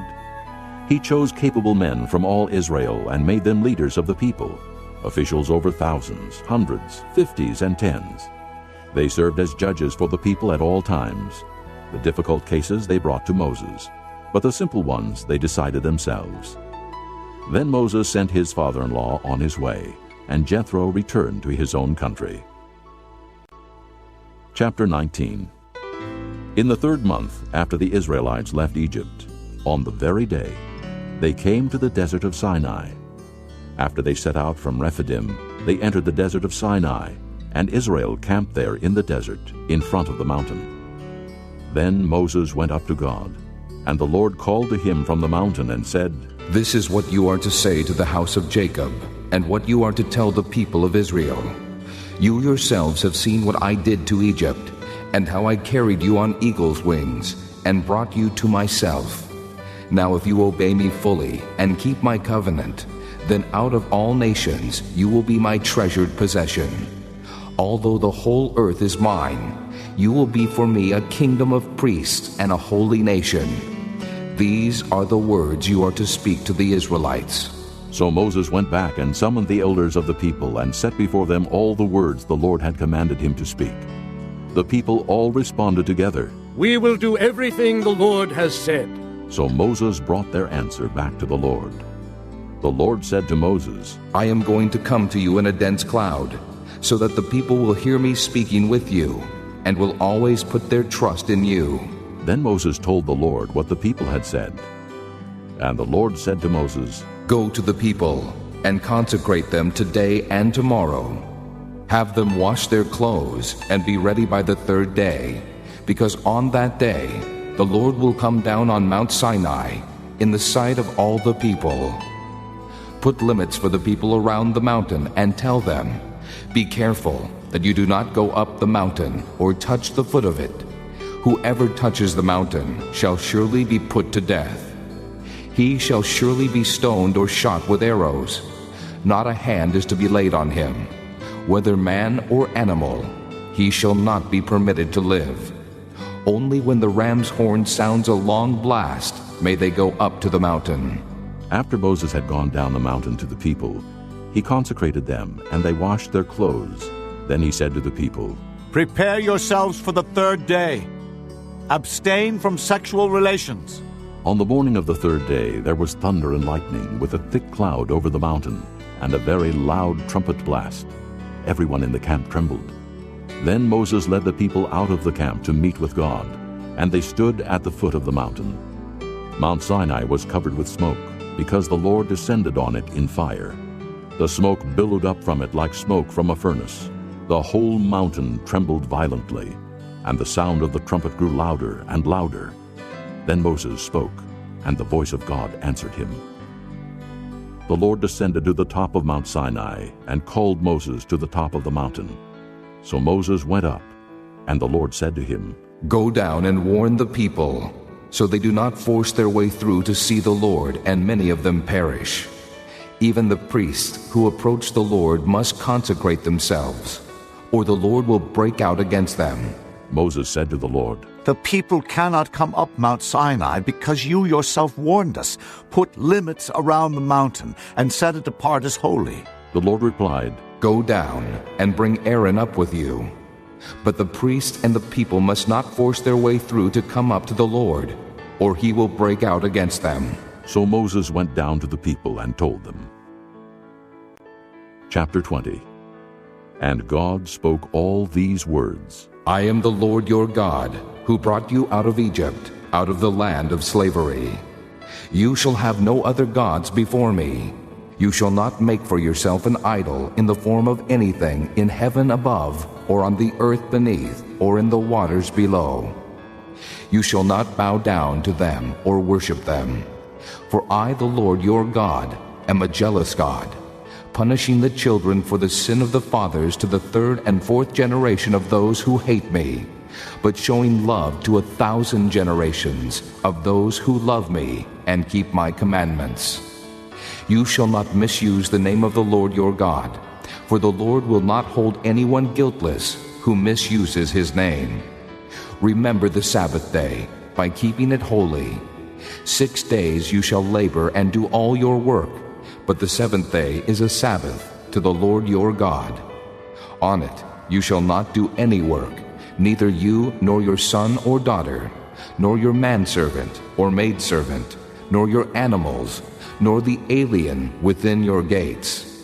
For in 6 days the Lord made the heavens and the earth, the sea, and all that is in them, but he rested on the seventh day. Therefore the Lord blessed the Sabbath day and made it holy. Honor your father and your mother, so that you may live long in the land the Lord your God is giving you. You shall not murder. You shall not commit adultery. You shall not steal. You shall not give false testimony against your neighbor. You shall not covet your neighbor's house. You shall not covet your neighbor's wife, or his manservant or maidservant, his ox or donkey, or anything that belongs to your neighbor.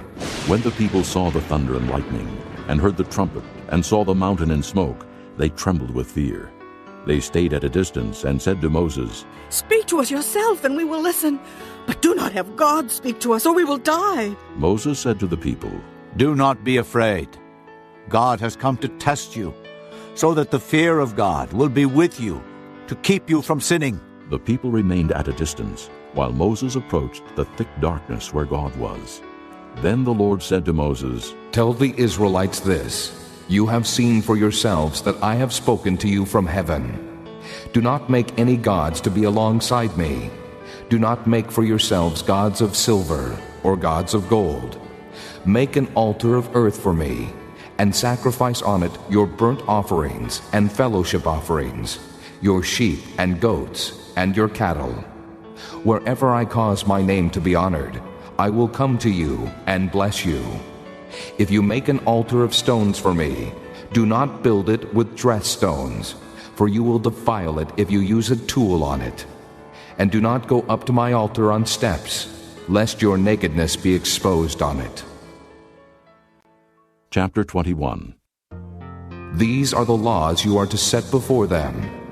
If you buy a Hebrew servant, he is to serve you for 6 years, but in the 7th year he shall go free without paying anything. If he comes alone, he is to go free alone. But if he has a wife when he comes, she is to go with him. If his master gives him a wife, and she bears him sons or daughters, the woman and her children shall belong to her master, and only the man shall go free. But if the servant declares, I love my master and my wife and children, and do not want to go free, then his master must take him before the judges. He shall take him to the door, or the doorpost, and pierce his ear with an awl. Then he will be his servant for life. If a man sells his daughter as a servant, she is not to go free as men servants do. If she does not please the master who has selected her for himself, he must let her be redeemed. He has no right to sell her to foreigners, because he has broken faith with her. If he selects her for his son, he must grant her the rights of a daughter. If he marries another woman, he must not deprive the first one of her food, clothing, and marital rights. If he does not provide her with these 3 things, she is to go free, without any payment of money. Anyone who strikes a man and kills him shall surely be put to death. However, if he does not do it intentionally, but God lets it happen, he is to flee to a place I will designate. But if a man schemes and kills another man deliberately, take him away from my altar and put him to death. Anyone who attacks his father or his mother must be put to death. Anyone who kidnaps another and either sells him or still has him when he is caught must be put to death. Anyone who curses his father or mother must be put to death. If men quarrel and one hits the other with a stone or with his fist, and he does not die but is confined to bed, the one who struck the blow will not be held responsible if the other gets up and walks around outside with his staff. However, he must pay the injured man for the loss of his time and see that he is completely healed. If a man beats his male or female slave with a rod, and the slave dies as a direct result, he must be punished. But he is not to be punished if the slave gets up after a day or 2, since the slave is his property. If men who are fighting hit a pregnant woman, and she gives birth prematurely, but there is no serious injury, the offender must be fined whatever the woman's husband demands and the court allows. But if there is serious injury, you are to take life for life, eye for eye, tooth for tooth, hand for hand, foot for foot, burn for burn. wound for wound, bruise for bruise. If a man hits a manservant or maidservant in the eye and destroys it, he must let the servant go free to compensate for the eye. And if he knocks out the tooth of a manservant or maidservant, he must let the servant go free to compensate for the tooth. If a bull gores a man or a woman to death, the bull must be stoned to death, and its meat must not be eaten. But the owner of the bull will not be held responsible. If, however, the bull has had the habit of goring, and the owner has been warned but has not kept it penned up, and it kills a man or woman, the bull must be stoned, and the owner also must be put to death. However, if payment is demanded of him, he may redeem his life by paying whatever is demanded. This law also applies if the bull gores a son or daughter. If the bull gores a male or female slave, the owner must pay 30 shekels of silver to the master of the slave, and the bull must be stoned. If a man uncovers a pit or digs one and fails to cover it, and an ox or a donkey falls into it, the owner of the pit must pay for the loss. He must pay its owner, and the dead animal will be his. If a man's bull injures the bull of another, and it dies, they are to sell the live one, and divide both the money and the dead animal equally. However, if it was known that the bull had the habit of goring, yet the owner did not keep it penned up, the owner must pay animal for animal, and the dead animal will be his. Chapter 22. If a man steals an ox or a sheep, and slaughters it or sells it, he must pay back 5 head of cattle for the ox and 4 sheep for the sheep. If a thief is caught breaking in, and is struck so that he dies, the defender is not guilty of bloodshed. But if it happens after sunrise, he is guilty of bloodshed. A thief must certainly make restitution, but if he has nothing, he must be sold to pay for his theft. If the stolen animal is found alive in his possession, whether ox or donkey or sheep, he must pay back double. If a man grazes his livestock in a field or vineyard, and lets them stray, and they graze in another man's field, he must make restitution from the best of his own field or vineyard. If a fire breaks out and spreads into thorn bushes, so that it burns shocks of grain or standing grain or the whole field, the one who started the fire must make restitution. If a man gives his neighbor silver or goods for safekeeping, and they are stolen from the neighbor's house, the thief, if he is caught, must pay back double. But if the thief is not found, the owner of the house must appear before the judges to determine whether he has laid his hands on the other man's property. In all cases of illegal possession of an ox, a donkey, a sheep, a garment, or any other lost property about which somebody says, "This is mine," both parties are to bring their cases before the judges. The one whom the judges declare guilty must pay back double to his neighbor. If a man gives a donkey, an ox, a sheep, or any other animal to his neighbor for safekeeping, and it dies, or is injured, or is taken away while no one is looking, the issue between them will be settled by the taking of an oath before the Lord, that the neighbor did not lay hands on the other person's property. The owner is to accept this, and no restitution is required. But if the animal was stolen from the neighbor, he must make restitution to the owner. If it was torn to pieces by a wild animal, he shall bring in the remains as evidence, and he will not be required to pay for the torn animal. If a man borrows an animal from his neighbor, and it is injured or dies while the owner is not present, he must make restitution. But if the owner is with the animal, the borrower will not have to pay. If the animal was hired, the money paid for the hire covers the loss.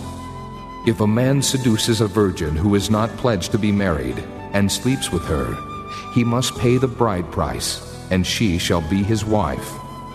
If her father absolutely refuses to give her to him, he must still pay the bride price for virgins. Do not allow a sorceress to live. Anyone who has sexual relations with an animal must be put to death. Whoever sacrifices to any god other than the Lord must be destroyed. Do not mistreat an alien or oppress him, for you were aliens in Egypt. Do not take advantage of a widow or an orphan.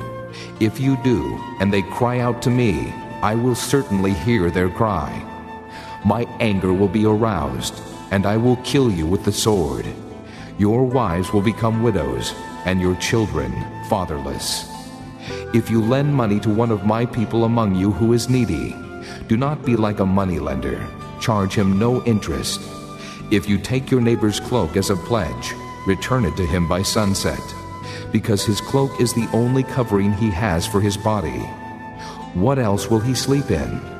When he cries out to me, I will hear, for I am compassionate. Do not blaspheme God or curse the ruler of your people. Do not hold back offerings from your granaries or your vats.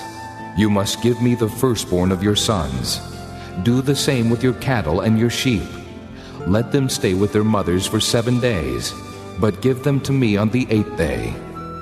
You are to be my holy people. So do not eat the meat of an animal torn by wild beasts.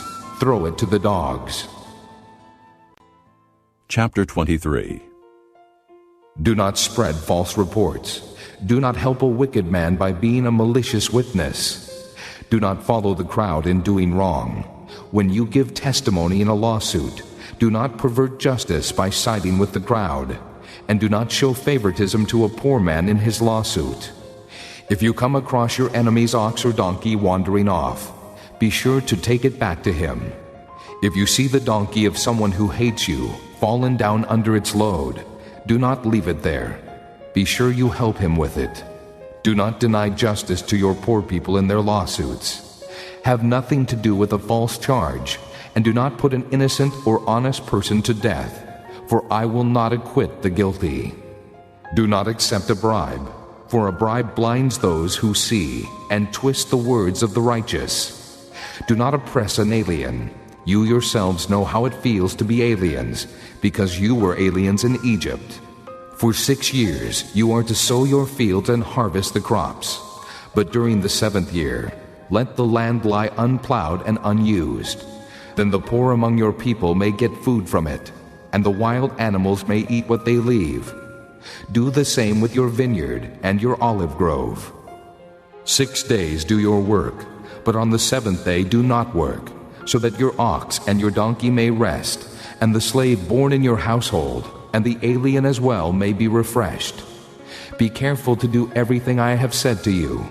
Do not invoke the names of other gods. Do not let them be heard on your lips. 3 times a year you are to celebrate a festival to me. Celebrate the feast of unleavened bread. For 7 days eat bread made without yeast, as I commanded you. Do this at the appointed time, in the month of Abib, for in that month you came out of Egypt. No one is to appear before me empty-handed. Celebrate the feast of harvest with the first fruits of the crops you sow in your field. Celebrate the feast of ingathering at the end of the year, when you gather in your crops from the field. 3 times a year all the men are to appear before the sovereign Lord. Do not offer the blood of a sacrifice to me along with anything containing yeast. The fat of my festival offerings must not be kept until morning.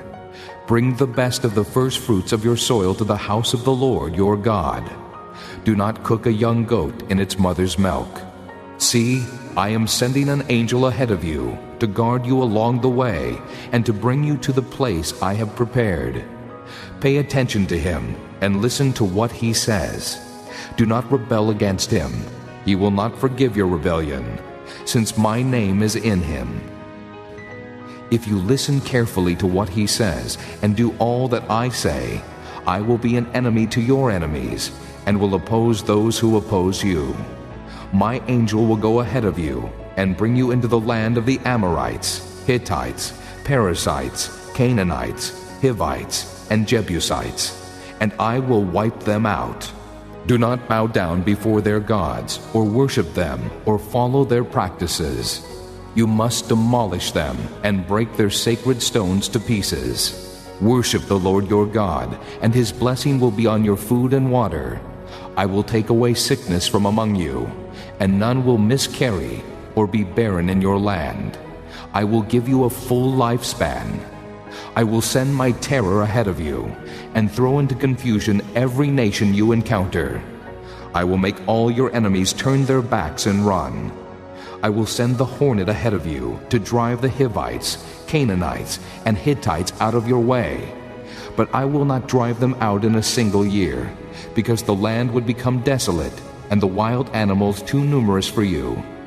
Little by little I will drive them out before you, until you have increased enough to take possession of the land. I will establish your borders from the Red Sea to the Sea of the Philistines, and from the desert to the river.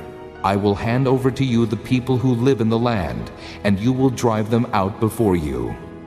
Do not make a covenant with them or with their gods. Do not let them live in your land, or they will cause you to sin against me, because the worship of their gods will certainly be a snare to you. Chapter 24. Then he said to Moses, Come up to the Lord, you and Aaron, Nadab, and Abihu, and 70 of the elders of Israel. You are to worship at a distance, but Moses alone is to approach the Lord. The others must not come near, and the people may not come up with him. When Moses went and told the people all the Lord's words and laws, they responded with one voice, Everything the Lord has said we will do. Moses then wrote down everything the Lord had said. He got up early the next morning and built an altar at the foot of the mountain, and set up 12 stone pillars representing the 12 tribes of Israel. Then he sent young Israelite men, and they offered burnt offerings and sacrificed young bulls as fellowship offerings to the Lord. Moses took half of the blood and put it in bowls, and the other half he sprinkled on the altar. Then he took the book of the covenant and read it to the people. They responded, We will do everything the Lord has said. We will obey. Moses then took the blood, sprinkled it on the people, and said, This is the blood of the covenant that the Lord has made with you in accordance with all these words. Moses and Aaron, Nadab and Abihu, and the 70 elders of Israel went up and saw the God of Israel. Under his feet was something like a pavement made of sapphire, clear as the sky itself. But God did not raise his hand against these leaders of the Israelites. They saw God, and they ate and drank. The Lord said to Moses, Come up to me on the mountain and stay here, and I will give you the tablets of stone with the law and commands I have written for their instruction. Then Moses set out with Joshua his aide, and Moses went up on the mountain of God. He said to the elders, Wait here for us until we come back to you. Aaron and Hur are with you, and anyone involved in a dispute can go to them. When Moses went up on the mountain, the cloud covered it, and the glory of the Lord settled on Mount Sinai. For 6 days the cloud covered the mountain, and on the 7th day the Lord called to Moses from within the cloud. To the Israelites the glory of the Lord looked like a consuming fire on top of the mountain. Then Moses entered the cloud as he went on up the mountain, and he stayed on the mountain 40 days and 40 nights. Chapter 25. The Lord said to Moses, Tell the Israelites to bring me an offering. You are to receive the offering for me, from each man whose heart prompts him to give. These are the offerings you are to receive from them: gold, silver, and bronze, blue, purple, and scarlet yarn, and fine linen, goat hair, ram skins dyed red, and hides of sea cows, acacia wood, olive oil for the light, spices for the anointing oil and for the fragrant incense, and onyx stones and other gems to be mounted on the ephod and breastpiece. Then have them make a sanctuary for me, and I will dwell among them. Make this tabernacle and all its furnishings exactly like the pattern I will show you. Have them make a chest of acacia wood, 2.5 cubits long, 1.5 cubits wide, and 1.5 cubits high. Overlay it with pure gold, both inside and out, and make a gold molding around it. Cast 4 gold rings for it, and fasten them to its 4 feet, with 2 rings on one side and 2 rings on the other. Then make poles of acacia wood, and overlay them with gold. Insert the poles into the rings on the sides of the chest to carry it. The poles are to remain in the rings of this ark. They are not to be removed. Then put in the ark the testimony which I will give you. Make an atonement cover of pure gold, 2.5 cubits long, and 1.5 cubits wide. And make 2 cherubim out of hammered gold at the ends of the cover. Make 1 cherub on one end, and the second cherub on the other. Make the cherubim of one piece with the cover at the 2 ends. The cherubim are to have their wings spread upward, overshadowing the cover with them. The cherubim are to face each other, looking toward the cover. Place the cover on top of the ark, and put in the ark the testimony which I will give you. There, above the cover between the 2 cherubim that are over the ark of the testimony, I will meet with you and give you all my commands for the Israelites.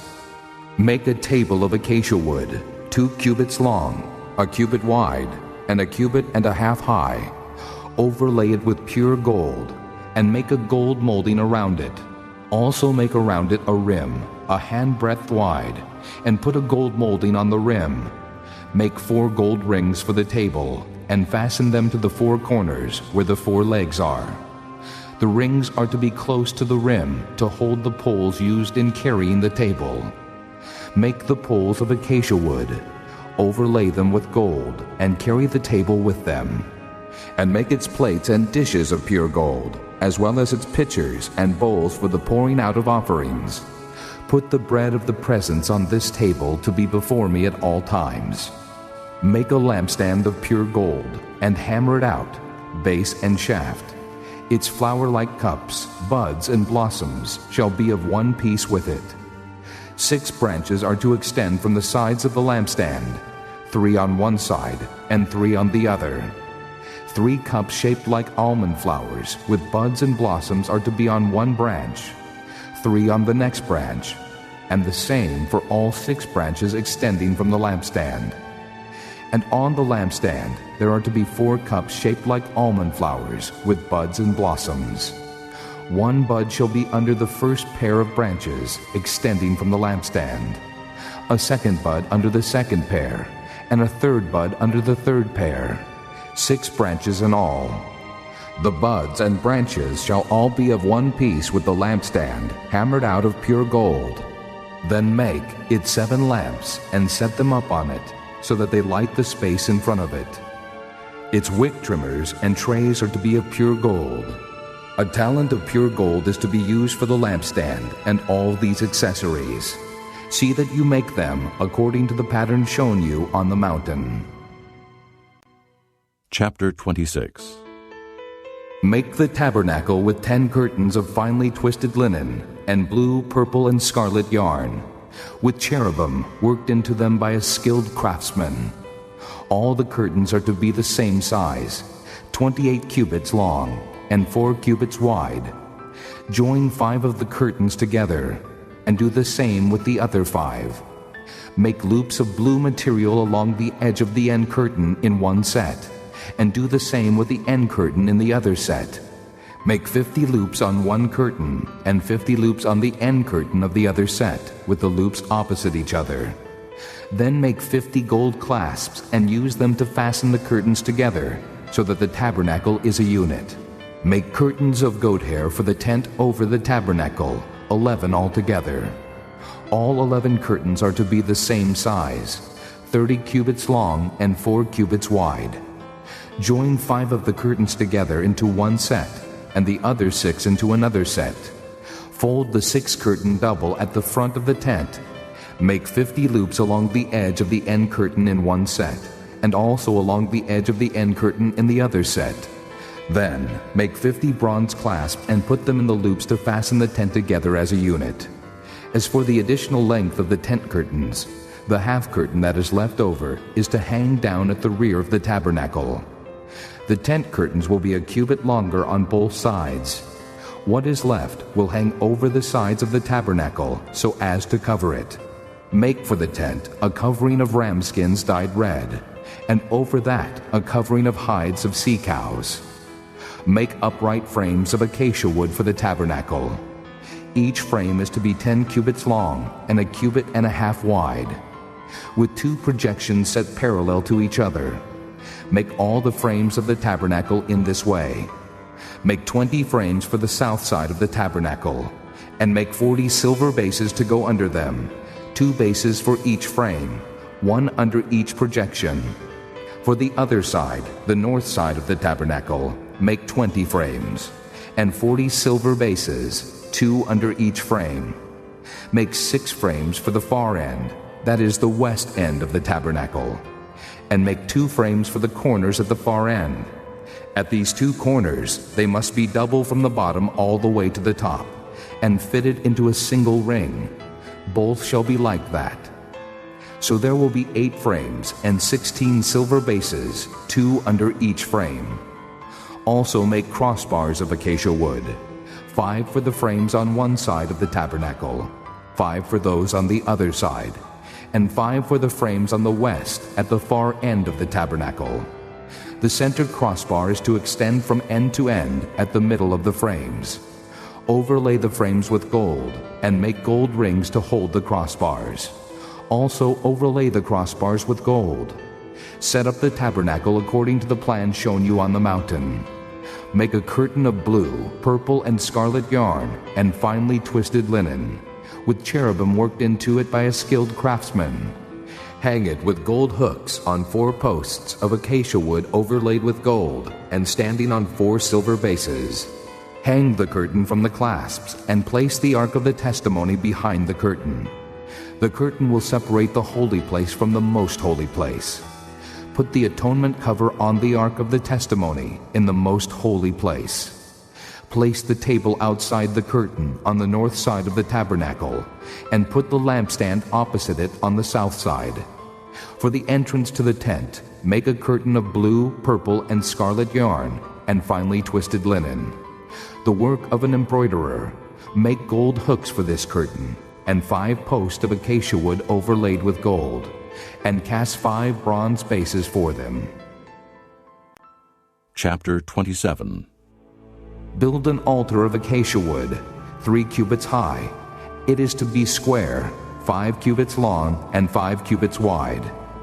Make a horn at each of the 4 corners, so that the horns and the altar are of one piece, and overlay the altar with bronze.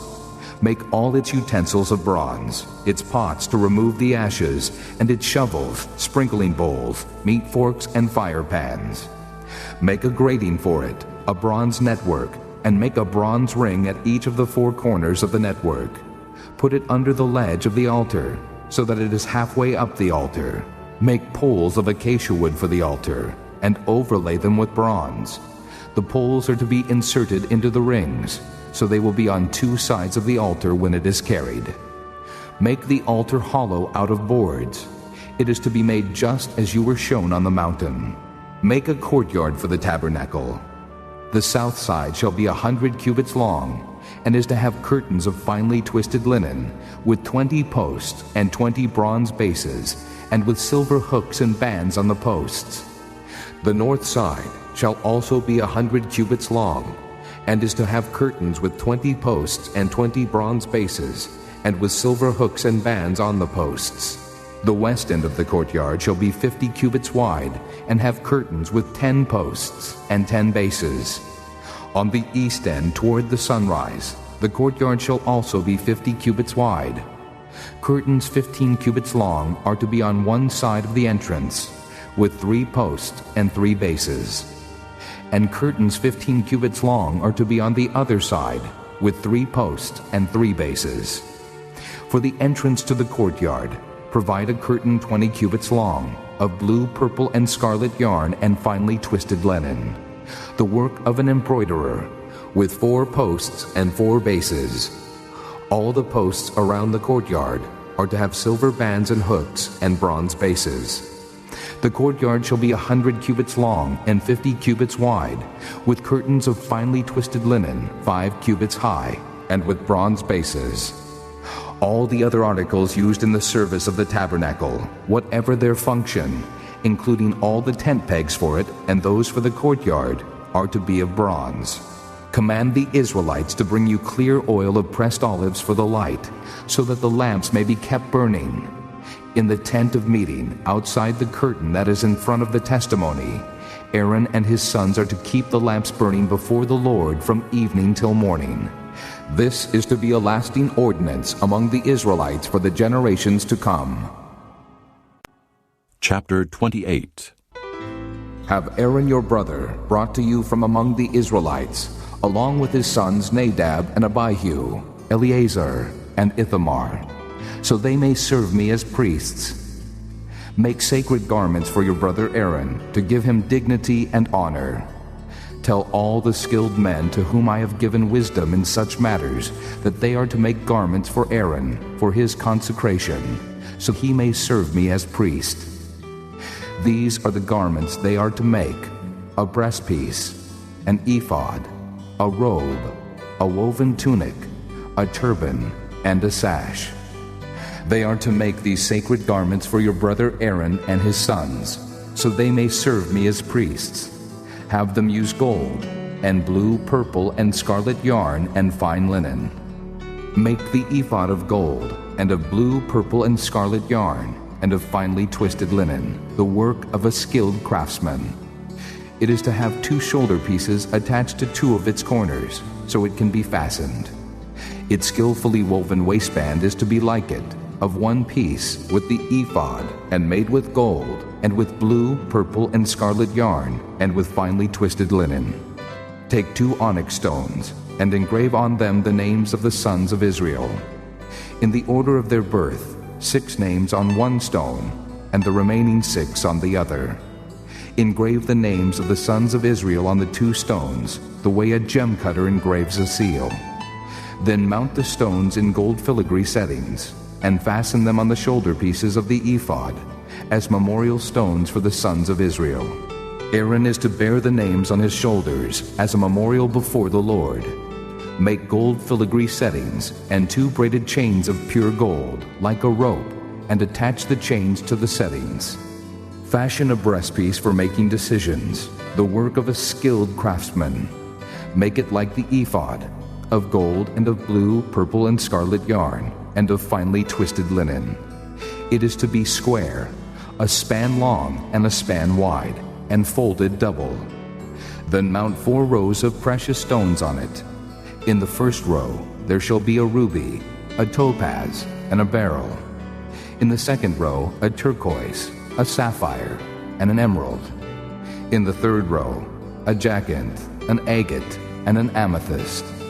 In the fourth row a chrysolite, an onyx, and a jasper. Mount them in gold filigree settings. There are to be 12 stones, 1 for each of the names of the sons of Israel, each engraved like a seal with the name of one of the 12 tribes. For the breastpiece, make braided chains of pure gold, like a rope. Make 2 gold rings for it, and fasten them to 2 corners of the breastpiece. Fasten the 2 gold chains to the rings at the corners of the breastpiece, and the other ends of the chains to the 2 settings, attaching them to the shoulder pieces of the ephod at the front.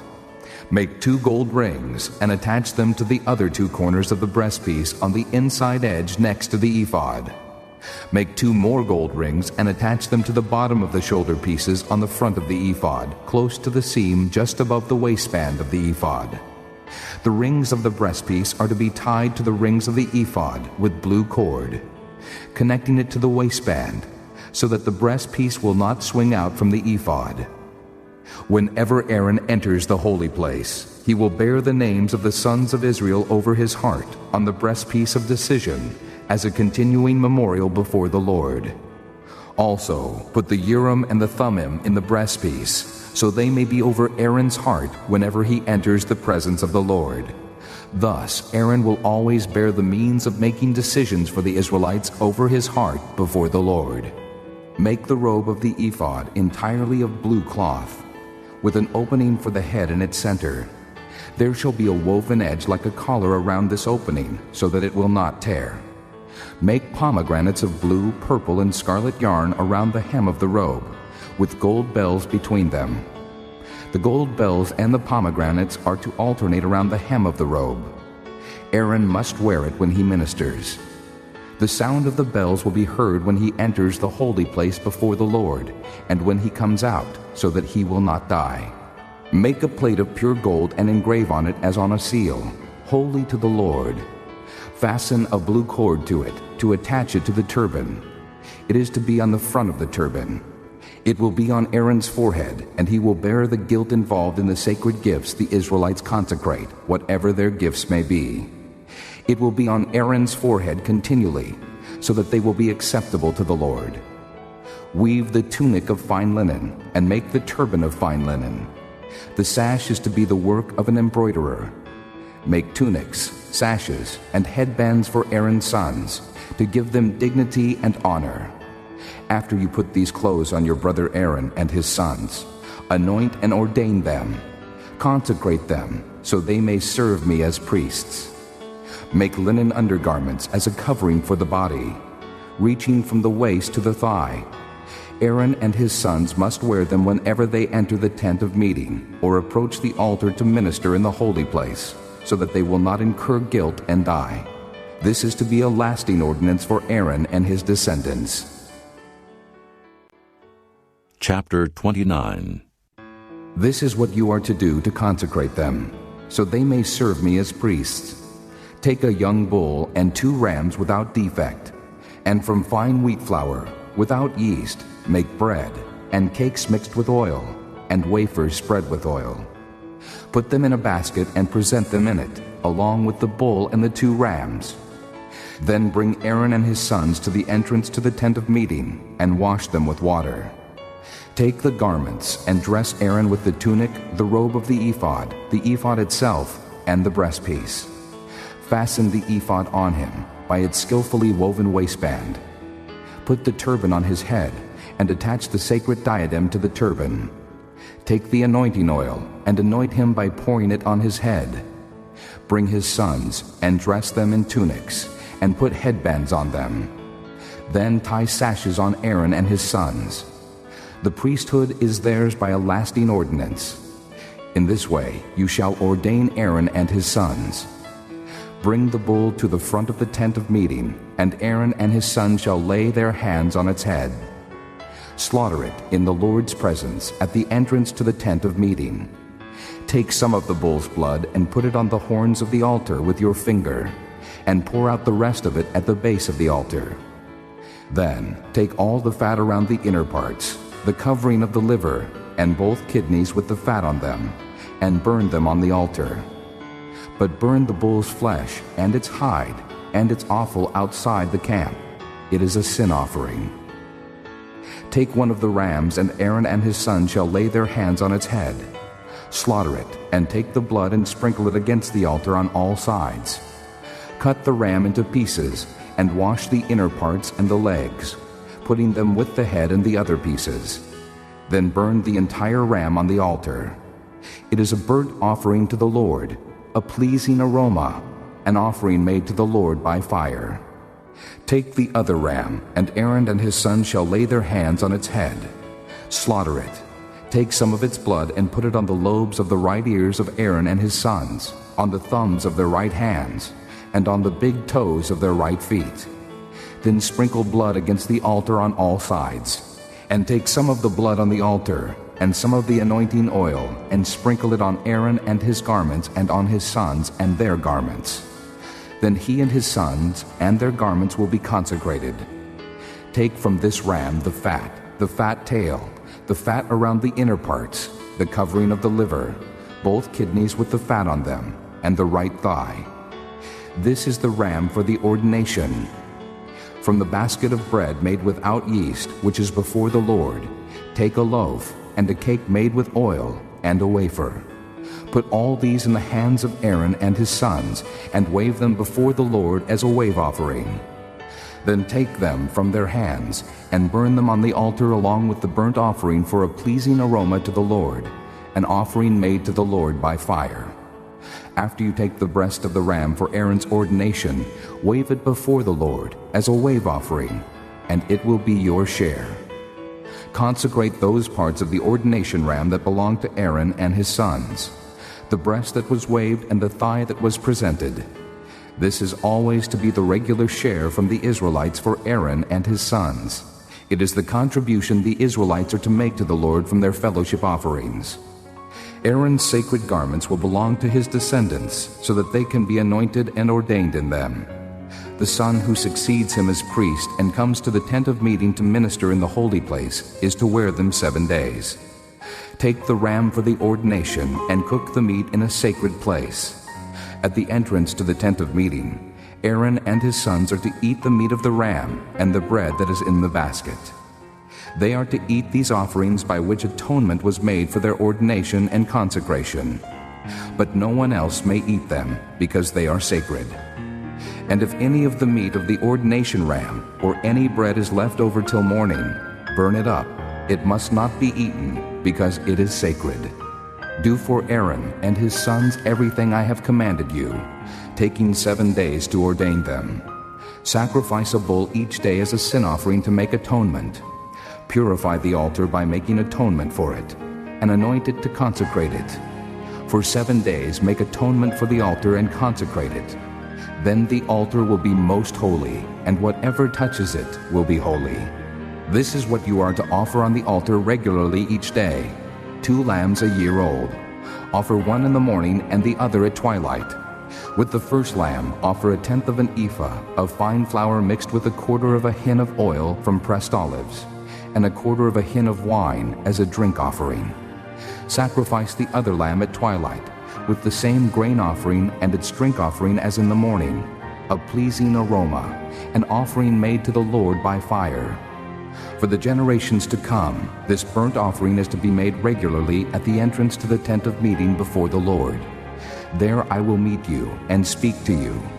There also I will meet with the Israelites, and the place will be consecrated by my glory. So I will consecrate the tent of meeting and the altar, and will consecrate Aaron and his sons to serve me as priests.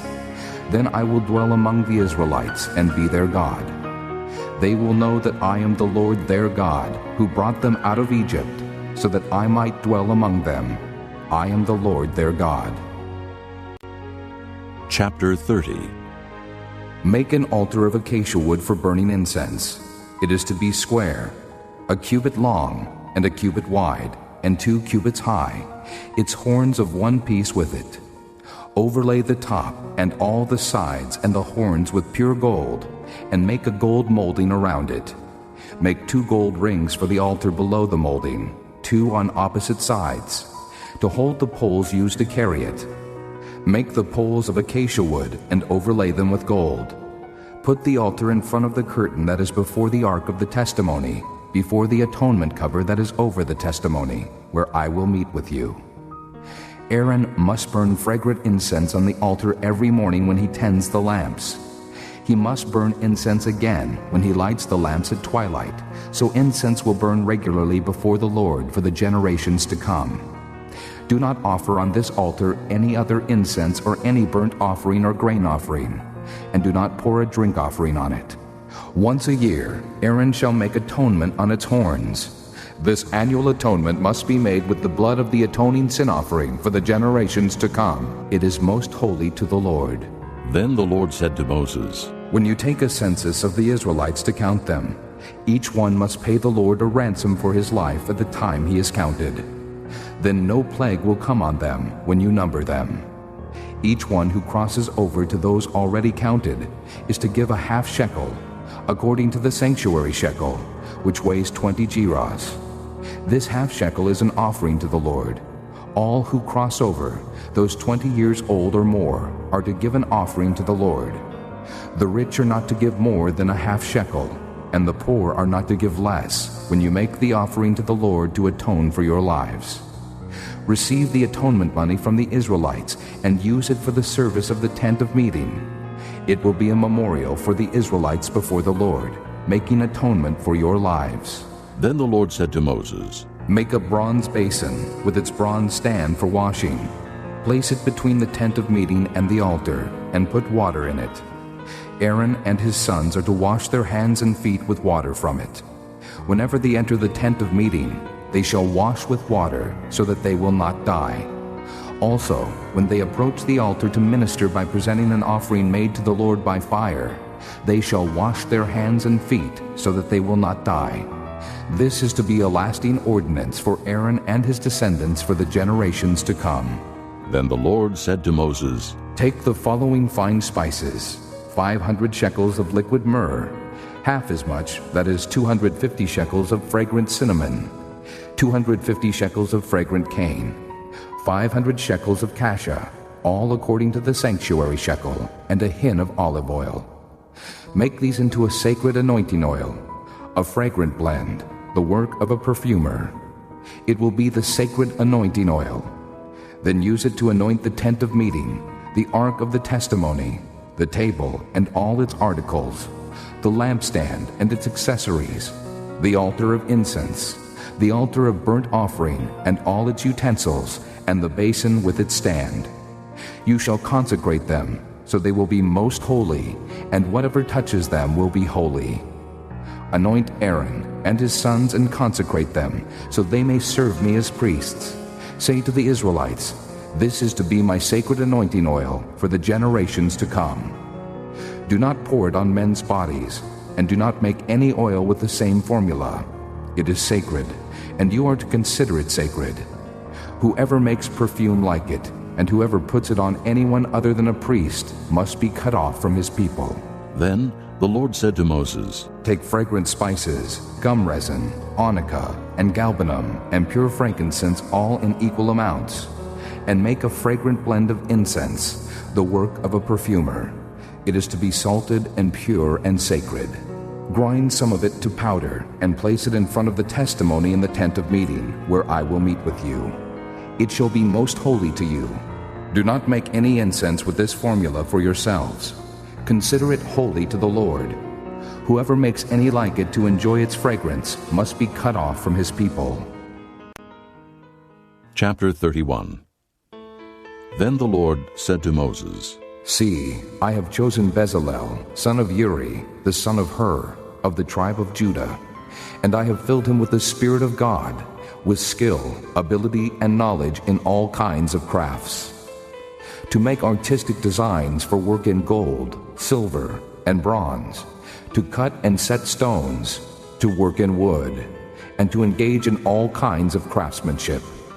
Moreover, I have appointed Oholiab, son of Ahisamach, of the tribe of Dan, to help him.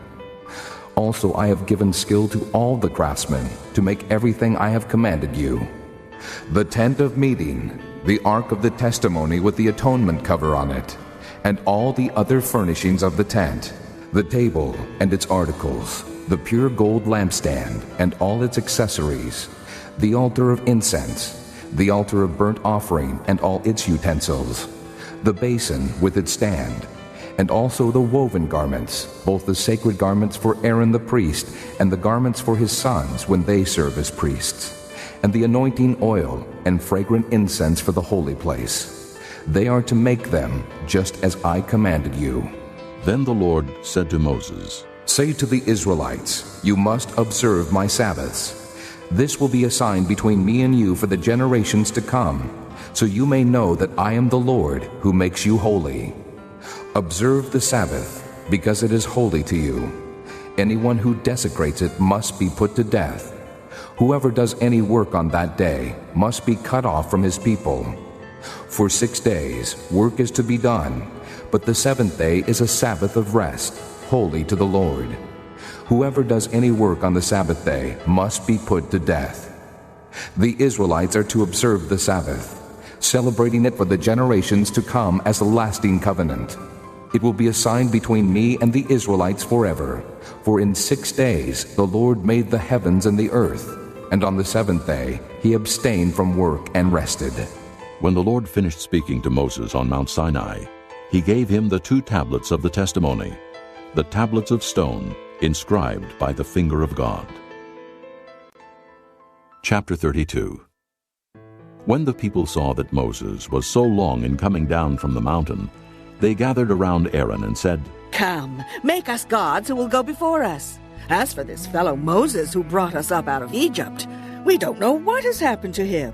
Aaron answered them, Take off the gold earrings that your wives, your sons, and your daughters are wearing, and bring them to me." So all the people took off their earrings and brought them to Aaron. He took what they handed him and made it into an idol cast in the shape of a calf, fashioning it with a tool. Then they said, "These are your gods, O Israel, who brought you up out of Egypt." When Aaron saw this, he built an altar in front of the calf and announced, "Tomorrow there will be a festival to the Lord." So the next day the people rose early and sacrificed burnt offerings and presented fellowship offerings. Afterward they sat down to eat and drink and got up to indulge in revelry. Then the Lord said to Moses, "Go down, because your people whom you brought up out of Egypt have become corrupt. They have been quick to turn away from what I commanded them, and have made themselves an idol cast in the shape of a calf. They have bowed down to it and sacrificed to it, and have said, 'These are your gods, O Israel, who brought you up out of Egypt.' I have seen these people," the Lord said to Moses, "and they are a stiff-necked people. Now, leave me alone, so that my anger may burn against them, and that I may destroy them. Then I will make you into a great nation." But Moses sought the favor of the Lord his God. "O Lord," he said, "why should your anger burn against your people, whom you brought out of Egypt with great power and a mighty hand? Why should the Egyptians say, 'It was with evil intent that he brought them out, to kill them in the mountains and to wipe them off the face of the earth'? Turn from your fierce anger, relent, and do not bring disaster on your people. Remember your servants Abraham, Isaac, and Israel, to whom you swore by your own self, 'I will make your descendants as numerous as the stars in the sky, and I will give your descendants all this land I promised them, and it will be their inheritance forever.'" Then the Lord relented, and did not bring on his people the disaster he had threatened. Moses turned and went down the mountain with the 2 tablets of the testimony in his hands. They were inscribed on both sides, front and back. The tablets were the work of God. The writing was the writing of God, engraved on the tablets. When Joshua heard the noise of the people shouting, he said to Moses, "There is the sound of war in the camp." Moses replied, "It is not the sound of victory. It is not the sound of defeat. It is the sound of singing that I hear." When Moses approached the camp and saw the calf and the dancing, his anger burned, and he threw the tablets out of his hands, breaking them to pieces at the foot of the mountain. And he took the calf they had made and burned it in the fire. Then he ground it to powder, scattered it on the water, and made the Israelites drink it. He said to Aaron, "What did these people do to you, that you led them into such great sin?" "Do not be angry, my lord," Aaron answered. "You know how prone these people are to evil. They said to me, 'Make us gods who will go before us.' As for this fellow Moses who brought us up out of Egypt, we don't know what has happened to him." So I told them, 'Whoever has any gold jewelry, take it off.' Then they gave me the gold, and I threw it into the fire, and out came this calf." Moses saw that the people were running wild, and that Aaron had let them get out of control, and so become a laughingstock to their enemies. So he stood at the entrance to the camp and said, "Whoever is for the Lord, come to me." And all the Levites rallied to him. Then he said to them, "This is what the Lord, the God of Israel, says. Each man strap a sword to his side. Go back and forth through the camp, from one end to the other, each killing his brother and friend and neighbor." The Levites did as Moses commanded, and that day about 3,000 of the people died.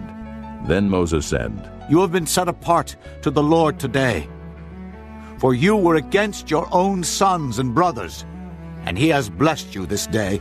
The next day Moses said to the people, "You have committed a great sin, but now I will go up to the Lord. Perhaps I can make atonement for your sin."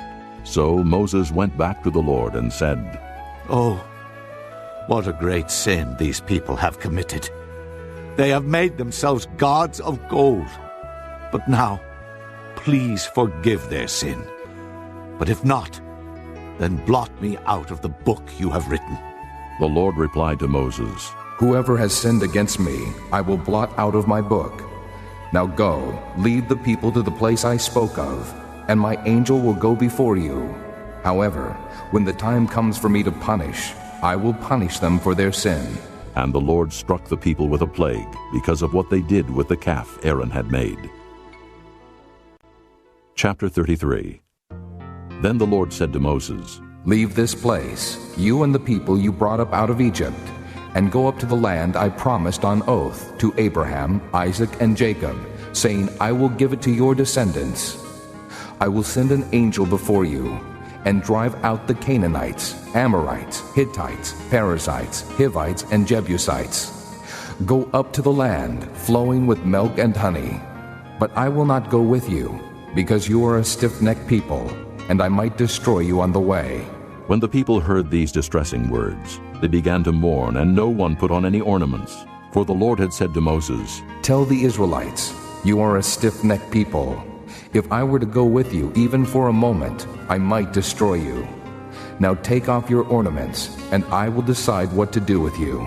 So the Israelites stripped off their ornaments at Mount Horeb. Now Moses used to take a tent and pitch it outside the camp some distance away, calling it the tent of meeting. Anyone inquiring of the Lord would go to the tent of meeting outside the camp. And whenever Moses went out to the tent, all the people rose and stood at the entrances to their tents, watching Moses until he entered the tent. As Moses went into the tent, the pillar of cloud would come down and stay at the entrance, while the Lord spoke with Moses. Whenever the people saw the pillar of cloud standing at the entrance to the tent, they all stood and worshipped, each at the entrance to his tent. The Lord would speak to Moses face to face, as a man speaks with his friend. Then Moses would return to the camp, but his young aide Joshua, son of Nun, did not leave the tent. Moses said to the Lord, You have been telling me, lead these people, but you have not let me know whom you will send with me. You have said, I know you by name, and you have found favor with me. If you are pleased with me, teach me your ways, so I may know you and continue to find favor with you. Remember that this nation is your people. The Lord replied, My presence will go with you, and I will give you rest. Then Moses said to him, If your presence does not go with us, do not send us up from here. How will anyone know that you are pleased with me and with your people unless you go with us?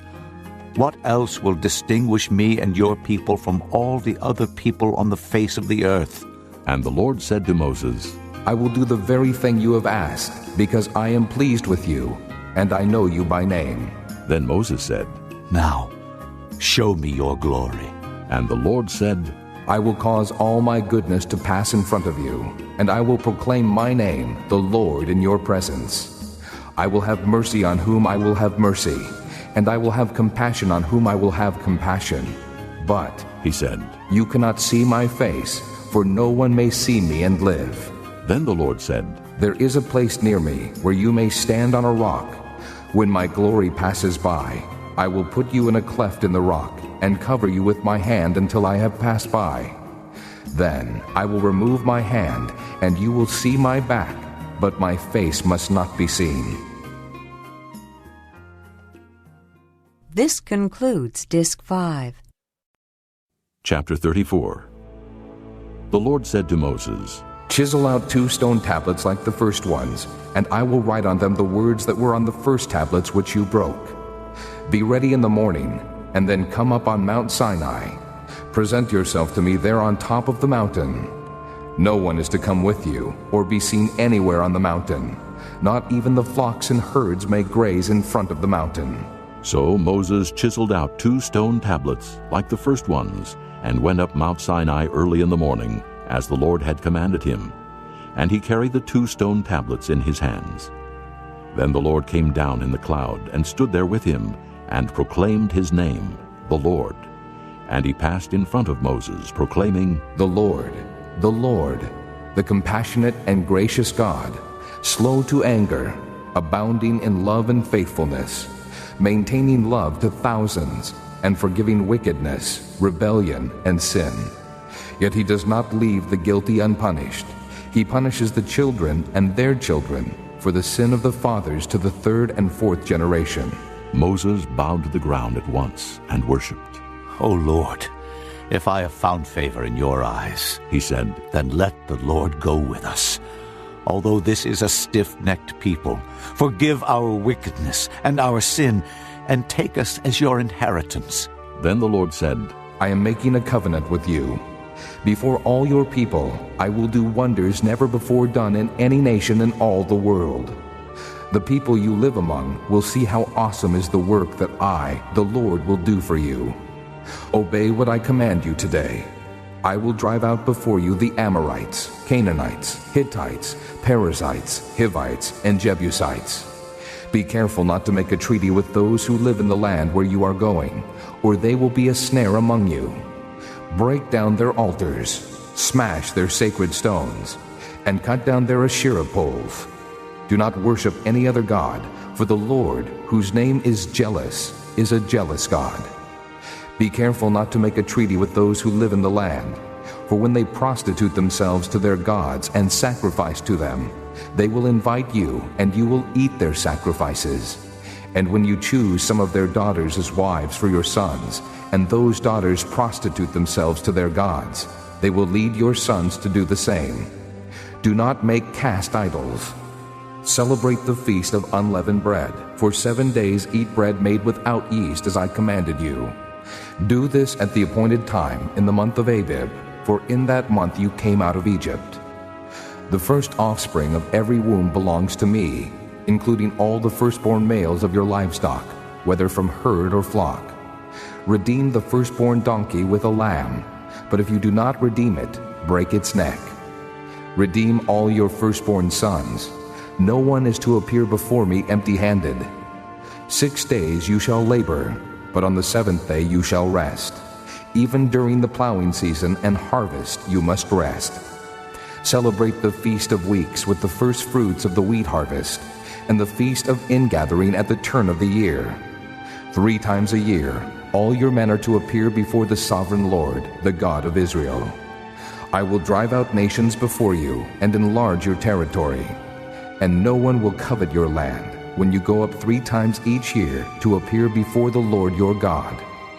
Do not offer the blood of a sacrifice to me along with anything containing yeast, and do not let any of the sacrifice from the Passover feast remain until morning. Bring the best of the first fruits of your soil to the house of the Lord your God. Do not cook a young goat in its mother's milk. Then the Lord said to Moses, Write down these words, for in accordance with these words I have made a covenant with you and with Israel. Moses was there with the Lord 40 days and 40 nights without eating bread or drinking water. And he wrote on the tablets the words of the covenant, the 10 Commandments. When Moses came down from Mount Sinai with the 2 tablets of the testimony in his hands, he was not aware that his face was radiant, because he had spoken with the Lord. When Aaron and all the Israelites saw Moses, his face was radiant, and they were afraid to come near him. But Moses called to them. So Aaron and all the leaders of the community came back to him, and he spoke to them. Afterward all the Israelites came near him, and he gave them all the commands the Lord had given him on Mount Sinai. When Moses finished speaking to them, he put a veil over his face. But whenever he entered the Lord's presence to speak with him, he removed the veil until he came out. And when he came out and told the Israelites what he had been commanded, they saw that his face was radiant. Then Moses would put the veil back over his face until he went in to speak with the Lord. Chapter 35. Moses assembled the whole Israelite community and said to them, These are the things the Lord has commanded you to do. For 6 days work is to be done, but the 7th day shall be your holy day, a Sabbath of rest to the Lord. Whoever does any work on it must be put to death. Do not light a fire in any of your dwellings on the Sabbath day. Moses said to the whole Israelite community, This is what the Lord has commanded. From what you have, take an offering for the Lord. Everyone who is willing is to bring to the Lord an offering of gold, silver, and bronze, blue, purple, and scarlet yarn, and fine linen, goat hair, ram skins dyed red, and hides of sea cows, acacia wood, olive oil for the light, spices, for the anointing oil, and for the fragrant incense, and onyx stones and other gems to be mounted on the ephod and breastpiece. All who are skilled among you are to come and make everything the Lord has commanded. The tabernacle with its tent and its covering, clasps, frames, crossbars, posts and bases, the ark with its poles and the atonement cover, and the curtain that shields it, the table with its poles and all its articles, and the bread of the presence, the lampstand that is for light with its accessories, lamps and oil for the light, the altar of incense with its poles, the anointing oil and the fragrant incense, the curtain for the doorway at the entrance to the tabernacle, the altar of burnt offering with its bronze grating, its poles and all its utensils, the bronze basin with its stand, the curtains of the courtyard with its posts and bases, and the curtain for the entrance to the courtyard, the tent pegs for the tabernacle and for the courtyard and their ropes, the woven garments worn for ministering in the sanctuary, both the sacred garments for Aaron the priest and the garments for his sons when they serve as priests. Then the whole Israelite community withdrew from Moses' presence, and everyone who was willing and whose heart moved him came and brought an offering to the Lord for the work on the tent of meeting for all its service, and for the sacred garments. All who were willing, men and women alike, came and brought gold jewelry of all kinds, brooches, earrings, rings, and ornaments. They all presented their gold as a wave offering to the Lord. Everyone who had blue, purple, or scarlet yarn, or fine linen, or goat hair, ram skins dyed red, or hides of sea cows brought them. Those presenting an offering of silver or bronze brought it as an offering to the Lord. And everyone who had acacia wood for any part of the work brought it. Every skilled woman spun with her hands and brought what she had spun, blue, purple, or scarlet yarn, or fine linen. And all the women who were willing and had the skill spun the goat hair. The leaders brought onyx stones and other gems to be mounted on the ephod and breastpiece. They also brought spices and olive oil for the light, and for the anointing oil, and for the fragrant incense. All the Israelite men and women who were willing brought to the Lord freewill offerings for all the work the Lord through Moses had commanded them to do. Then Moses said to the Israelites, See, the Lord has chosen Bezalel, son of Uri, the son of Hur, of the tribe of Judah, and he has filled him with the Spirit of God, with skill, ability, and knowledge in all kinds of crafts, to make artistic designs for work in gold, silver, and bronze, to cut and set stones, to work in wood, and to engage in all kinds of artistic craftsmanship. And he has given both him and Oholiab, son of Ahisamach, of the tribe of Dan, the ability to teach others. He has filled them with skill to do all kinds of work as craftsmen, designers, embroiderers in blue, purple, and scarlet yarn and fine linen, and weavers, all of them master craftsmen and designers. Chapter 36.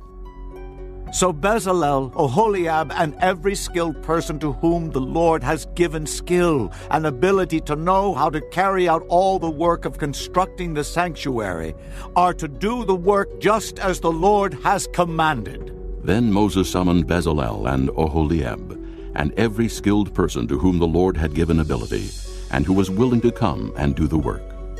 They received from Moses all the offerings the Israelites had brought to carry out the work of constructing the sanctuary. And the people continued to bring freewill offerings morning after morning. So all the skilled craftsmen who were doing all the work on the sanctuary left their work and said to Moses, The people are bringing more than enough for doing the work the Lord commanded to be done. Then Moses gave an order, and they sent this word throughout the camp. No man or woman is to make anything else as an offering for the sanctuary. And so the people were restrained from bringing more, because what they already had was more than enough to do all the work.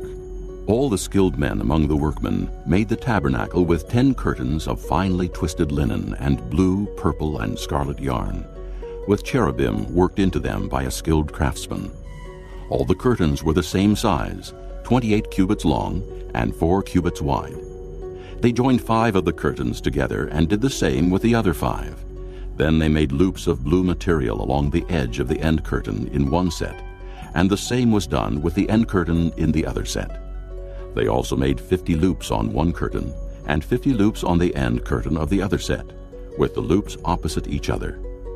Then they made 50 gold clasps and used them to fasten the 2 sets of curtains together, so that the tabernacle was a unit. They made curtains of goat hair for the tent over the tabernacle, 11 altogether. All 11 curtains were the same size, 30 cubits long and 4 cubits wide. They joined 5 of the curtains into one set and the other 6 into another set. Then they made 50 loops along the edge of the end curtain in one set, and also along the edge of the end curtain in the other set. They made 50 bronze clasps to fasten the tent together as a unit. Then they made for the tent a covering of ram skins dyed red, and over that a covering of hides of sea cows. They made upright frames of acacia wood for the tabernacle. Each frame was 10 cubits long and a cubit and a half wide, with 2 projections set parallel to each other. They made all the frames of the tabernacle in this way. They made 20 frames for the south side of the tabernacle, and made 40 silver bases to go under them, 2 bases for each frame, 1 under each projection. For the other side, the north side of the tabernacle, they made 20 frames and 40 silver bases, 2 under each frame. They made 6 frames for the far end, that is, the west end of the tabernacle, and 2 frames were made for the corners of the tabernacle at the far end. At these 2 corners the frames were double from the bottom all the way to the top, and fitted into a single ring. Both were made alike. So there were 8 frames and 16 silver bases, 2 under each frame. They also made crossbars of acacia wood, 5 for the frames on one side of the tabernacle, 5 for those on the other side, and 5 for the frames on the west at the far end of the tabernacle. They made the center crossbar so that it extended from end to end at the middle of the frames. They overlaid the frames with gold and made gold rings to hold the crossbars. They also overlaid the crossbars with gold. They made the curtain of blue, purple, and scarlet yarn and finely twisted linen, with cherubim worked into it by a skilled craftsman. They made 4 posts of acacia wood for it and overlaid them with gold. They made gold hooks for them and cast their 4 silver bases. For the entrance to the tent they made a curtain of blue, purple, and scarlet yarn and finely twisted linen, the work of an embroiderer. And they made 5 posts with hooks for them. They overlaid the tops of the posts and their bands with gold and made their 5 bases of bronze. Chapter 37. Bezalel made the ark of acacia wood, 2.5 cubits long, a cubit and a half wide, and a cubit and a half high. He overlaid it with pure gold, both inside and out, and made a gold molding around it. He cast 4 gold rings for it, and fastened them to its 4 feet, with 2 rings on one side and 2 rings on the other. Then he made poles of acacia wood, and overlaid them with gold. And he inserted the poles into the rings on the sides of the ark to carry it. He made the atonement cover of pure gold, 2.5 cubits long, and a cubit and a half wide. Then he made 2 cherubim out of hammered gold at the ends of the cover. He made 1 cherub on one end, and the second cherub on the other. At the 2 ends he made them of one piece with the cover. The cherubim had their wings spread upward, overshadowing the cover with them. The cherubim faced each other, looking toward the cover. They made the table of acacia wood, 2 cubits long, a cubit wide, and a cubit and a half high. Then they overlaid it with pure gold, and made a gold molding around it. They also made around it a rim, a handbreadth wide, and put a gold molding on the rim. They cast 4 gold rings for the table, and fastened them to the 4 corners, where the 4 legs were. The rings were put close to the rim to hold the poles used in carrying the table. The poles for carrying the table were made of acacia wood, and were overlaid with gold. And they made from pure gold the articles for the table, its plates and dishes and bowls, and its pitchers for the pouring out of drink offerings. They made the lampstand of pure gold, and hammered it out base and shaft. Its flower-like cups, buds, and blossoms were of one piece with it. 6 branches extended from the sides of the lampstand, 3 on one side and 3 on the other. 3 cups shaped like almond flowers with buds and blossoms were on one branch, 3 on the next branch, and the same for all 6 branches extending from the lampstand. And on the lampstand were 4 cups shaped like almond flowers with buds and blossoms. 1 bud was under the first pair of branches, extending from the lampstand, a second bud under the second pair, and a third bud under the third pair, 6 branches in all.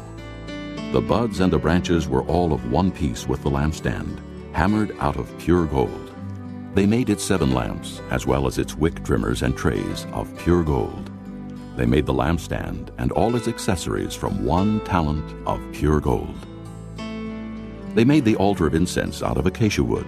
It was square, a cubit long and a cubit wide, and 2 cubits high, its horns of one piece with it. They overlaid the top and all the sides and the horns with pure gold, and made a gold molding around it. They made 2 gold rings below the molding, 2 on opposite sides, to hold the poles used to carry it. They made the poles of acacia wood and overlaid them with gold. They also made the sacred anointing oil and the pure fragrant incense, the work of a perfumer. Chapter 38. They built the altar of burnt offering of acacia wood, 3 cubits high. It was square, 5 cubits long and 5 cubits wide. They made a horn at each of the 4 corners, so that the horns and the altar were of one piece, and they overlaid the altar with bronze. They made all its utensils of bronze, its pots, shovels, sprinkling bowls, meat forks, and fire pans.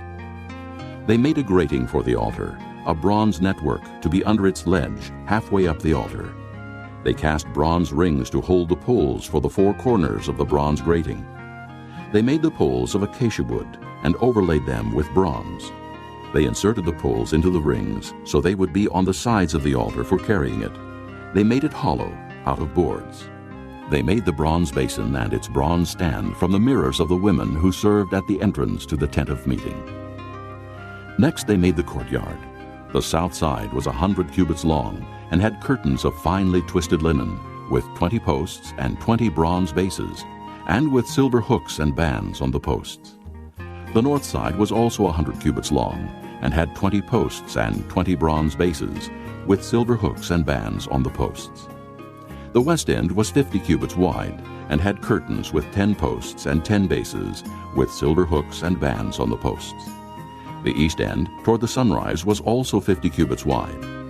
Curtains 15 cubits long were on one side of the entrance, with 3 posts and 3 bases, and curtains 15 cubits long were on the other side of the entrance to the courtyard, with 3 posts and 3 bases.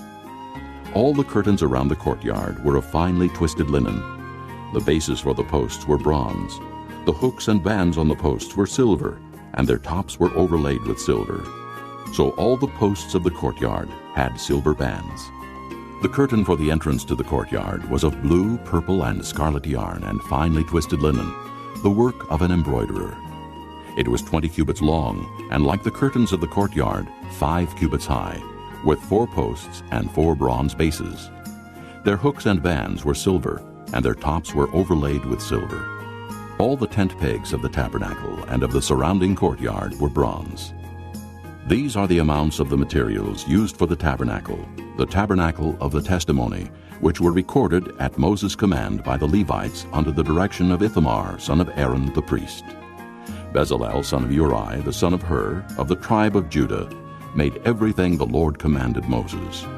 With him was Oholiab, son of Ahisamach of the tribe of Dan, a craftsman and designer, and an embroiderer in blue, purple, and scarlet yarn and fine linen. The total amount of the gold from the wave offering used for all the work on the sanctuary was 29 talents and 730 shekels, according to the sanctuary shekel. The silver obtained from those of the community who were counted in the census was 100 talents and 1,775 shekels, according to the sanctuary shekel. 1 beka per person, that is, half a shekel, according to the sanctuary shekel, from everyone who had crossed over to those counted, 20 years old or more, a total of 603,550 men. The 100 talents of silver were used to cast the bases for the sanctuary and for the curtain. 100 bases from the 100 talents, 1 talent for each base. They used the 1,775 shekels to make the hooks for the posts, to overlay the tops of the posts, and to make their bands. The bronze from the wave offering was 70 talents and 2,400 shekels. They used it to make the bases for the entrance to the tent of meeting, the bronze altar with its bronze grating and all its utensils, the bases for the surrounding courtyard and those for its entrance, and all the tent pegs for the tabernacle, and those for the surrounding courtyard. Chapter 39. From the blue, purple, and scarlet yarn they made woven garments for ministering in the sanctuary. They also made sacred garments for Aaron, as the Lord commanded Moses. They made the ephod of gold and of blue, purple, and scarlet yarn, and of finely twisted linen. They hammered out thin sheets of gold, and cut strands to be worked into the blue, purple, and scarlet yarn and fine linen, the work of a skilled craftsman. They made shoulder pieces for the ephod, which were attached to 2 of its corners so it could be fastened. Its skillfully woven waistband was like it, of 1 piece with the ephod, and made with gold, and with blue, purple, and scarlet yarn, and with finely twisted linen, as the Lord commanded Moses. They mounted the onyx stones in gold filigree settings, and engraved them like a seal with the names of the sons of Israel. Then they fastened them on the shoulder pieces of the ephod as memorial stones for the sons of Israel, as the Lord commanded Moses. They fashioned the breastpiece, the work of a skilled craftsman. They made it like the ephod, of gold and of blue, purple, and scarlet yarn, and of finely twisted linen. It was square, a span long and a span wide, and folded double. Then they mounted 4 rows of precious stones on it. In the first row there was a ruby, a topaz, and a beryl. In the second row a turquoise, a sapphire, and an emerald. In the third row a jacinth, an agate, and an amethyst. In the fourth row a chrysolite, an onyx, and a jasper. They were mounted in gold filigree settings. There were 12 stones, 1 for each of the names of the sons of Israel, each engraved like a seal with the name of one of the 12 tribes. For the breastpiece they made braided chains of pure gold, like a rope. They made 2 gold filigree settings and 2 gold rings, and fastened the rings to 2 of the corners of the breastpiece. They fastened the 2 gold chains to the rings at the corners of the breastpiece, and the other ends of the chains to the 2 settings, attaching them to the shoulder pieces of the ephod at the front. They made 2 gold rings and attached them to the other 2 corners of the breastpiece on the inside edge next to the ephod. Then they made 2 more gold rings and attached them to the bottom of the shoulder pieces on the front of the ephod, close to the seam just above the waistband of the ephod. They tied the rings of the breastpiece to the rings of the ephod with blue cord, connecting it to the waistband, so that the breastpiece would not swing out from the ephod, as the Lord commanded Moses. They made the robe of the ephod entirely of blue cloth, the work of a weaver, with an opening in the center of the robe like the opening of a collar, and a band around this opening, so that it would not tear. They made pomegranates of blue, purple, and scarlet yarn, and finely twisted linen around the hem of the robe. And they made bells of pure gold and attached them around the hem between the pomegranates. The bells and pomegranates alternated around the hem of the robe to be worn for ministering, as the Lord commanded Moses.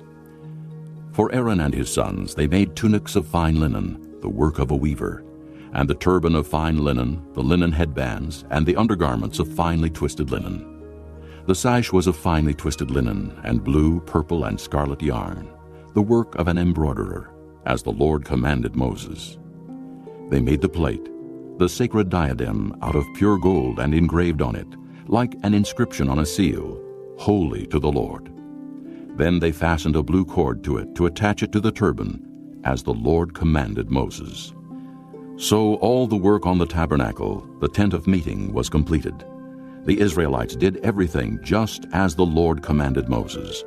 Then they brought the tabernacle to Moses, the tent and all its furnishings, its clasps, frames, crossbars, posts, and bases, the covering of ram skins dyed red, the covering of hides of sea cows, and the shielding curtain, the ark of the testimony with its poles, and the atonement cover, the table with all its articles, and the bread of the presence, the pure gold lampstand with its row of lamps and all its accessories, and the oil for the light, the gold altar, the anointing oil, the fragrant incense, and the curtain for the entrance to the tent, the bronze altar with its bronze grating, its poles and all its utensils, the basin with its stand, the curtains of the courtyard with its posts and bases, and the curtain for the entrance to the courtyard, the ropes and tent pegs for the courtyard, all the furnishings for the tabernacle, the tent of meeting, and the woven garments worn for ministering in the sanctuary, both the sacred garments for Aaron the priest and the garments for his sons when serving as priests. The Israelites had done all the work just as the Lord had commanded Moses. Moses inspected the work and saw that they had done it just as the Lord had commanded. So Moses blessed them. Chapter 40. Then the Lord said to Moses, Set up the tabernacle, the tent of meeting, on the first day of the first month. Place the ark of the testimony in it, and shield the ark with the curtain. Bring in the table, and set out what belongs on it. Then bring in the lampstand, and set up its lamps. Place the gold altar of incense in front of the ark of the testimony, and put the curtain at the entrance to the tabernacle. Place the altar of burnt offering in front of the entrance to the tabernacle, the tent of meeting. Place the basin between the tent of meeting and the altar, and put water in it. Set up the courtyard around it, and put the curtain at the entrance to the courtyard. Take the anointing oil, and anoint the tabernacle and everything in it. Consecrate it, and all its furnishings, and it will be holy. Then anoint the altar of burnt offering, and all its utensils. Consecrate the altar, and it will be most holy. Anoint the basin and its stand, and consecrate them. Bring Aaron and his sons to the entrance to the tent of meeting, and wash them with water. Then dress Aaron in the sacred garments. Anoint him and consecrate him, so he may serve me as priest. Bring his sons and dress them in tunics. Anoint them, just as you anointed their father, so they may serve me as priests. Their anointing will be to a priesthood that will continue for all generations to come. Moses did everything just as the Lord commanded him. So the tabernacle was set up on the first day of the first month in the second year. When Moses set up the tabernacle, he put the bases in place, erected the frames, inserted the crossbars, and set up the posts. Then he spread the tent over the tabernacle and put the covering over the tent, as the Lord commanded him. He took the testimony and placed it in the ark, attached the poles to the ark, and put the atonement cover over it. Then he brought the ark into the tabernacle, and hung the shielding curtain, and shielded the ark of the testimony, as the Lord commanded him. Moses placed the table in the tent of meeting on the north side of the tabernacle, outside the curtain, and set out the bread on it before the Lord, as the Lord commanded him. He placed the lampstand in the tent of meeting opposite the table on the south side of the tabernacle, and set up the lamps before the Lord, as the Lord commanded him. Moses placed the gold altar in the tent of meeting in front of the curtain, and burned fragrant incense on it, as the Lord commanded him. Then he put up the curtain at the entrance to the tabernacle. He set the altar of burnt offering near the entrance to the tabernacle, the tent of meeting, and offered on it burnt offerings and grain offerings, as the Lord commanded him. He placed the basin between the tent of meeting and the altar, and put water in it for washing. And Moses and Aaron and his sons used it to wash their hands and feet. They washed whenever they entered the tent of meeting or approached the altar, as the Lord commanded Moses. Then Moses set up the courtyard around the tabernacle and altar, and put up the curtain at the entrance to the courtyard. And so Moses finished the work. Then the cloud covered the tent of meeting, and the glory of the Lord filled the tabernacle. Moses could not enter the tent of meeting, because the cloud had settled upon it, and the glory of the Lord filled the tabernacle. In all the travels of the Israelites, whenever the cloud lifted from above the tabernacle, they would set out. But if the cloud did not lift, they did not set out, until the day it lifted. So the cloud of the Lord was over the tabernacle by day, and fire was in the cloud by night, in the sight of all the house of Israel during all their travels.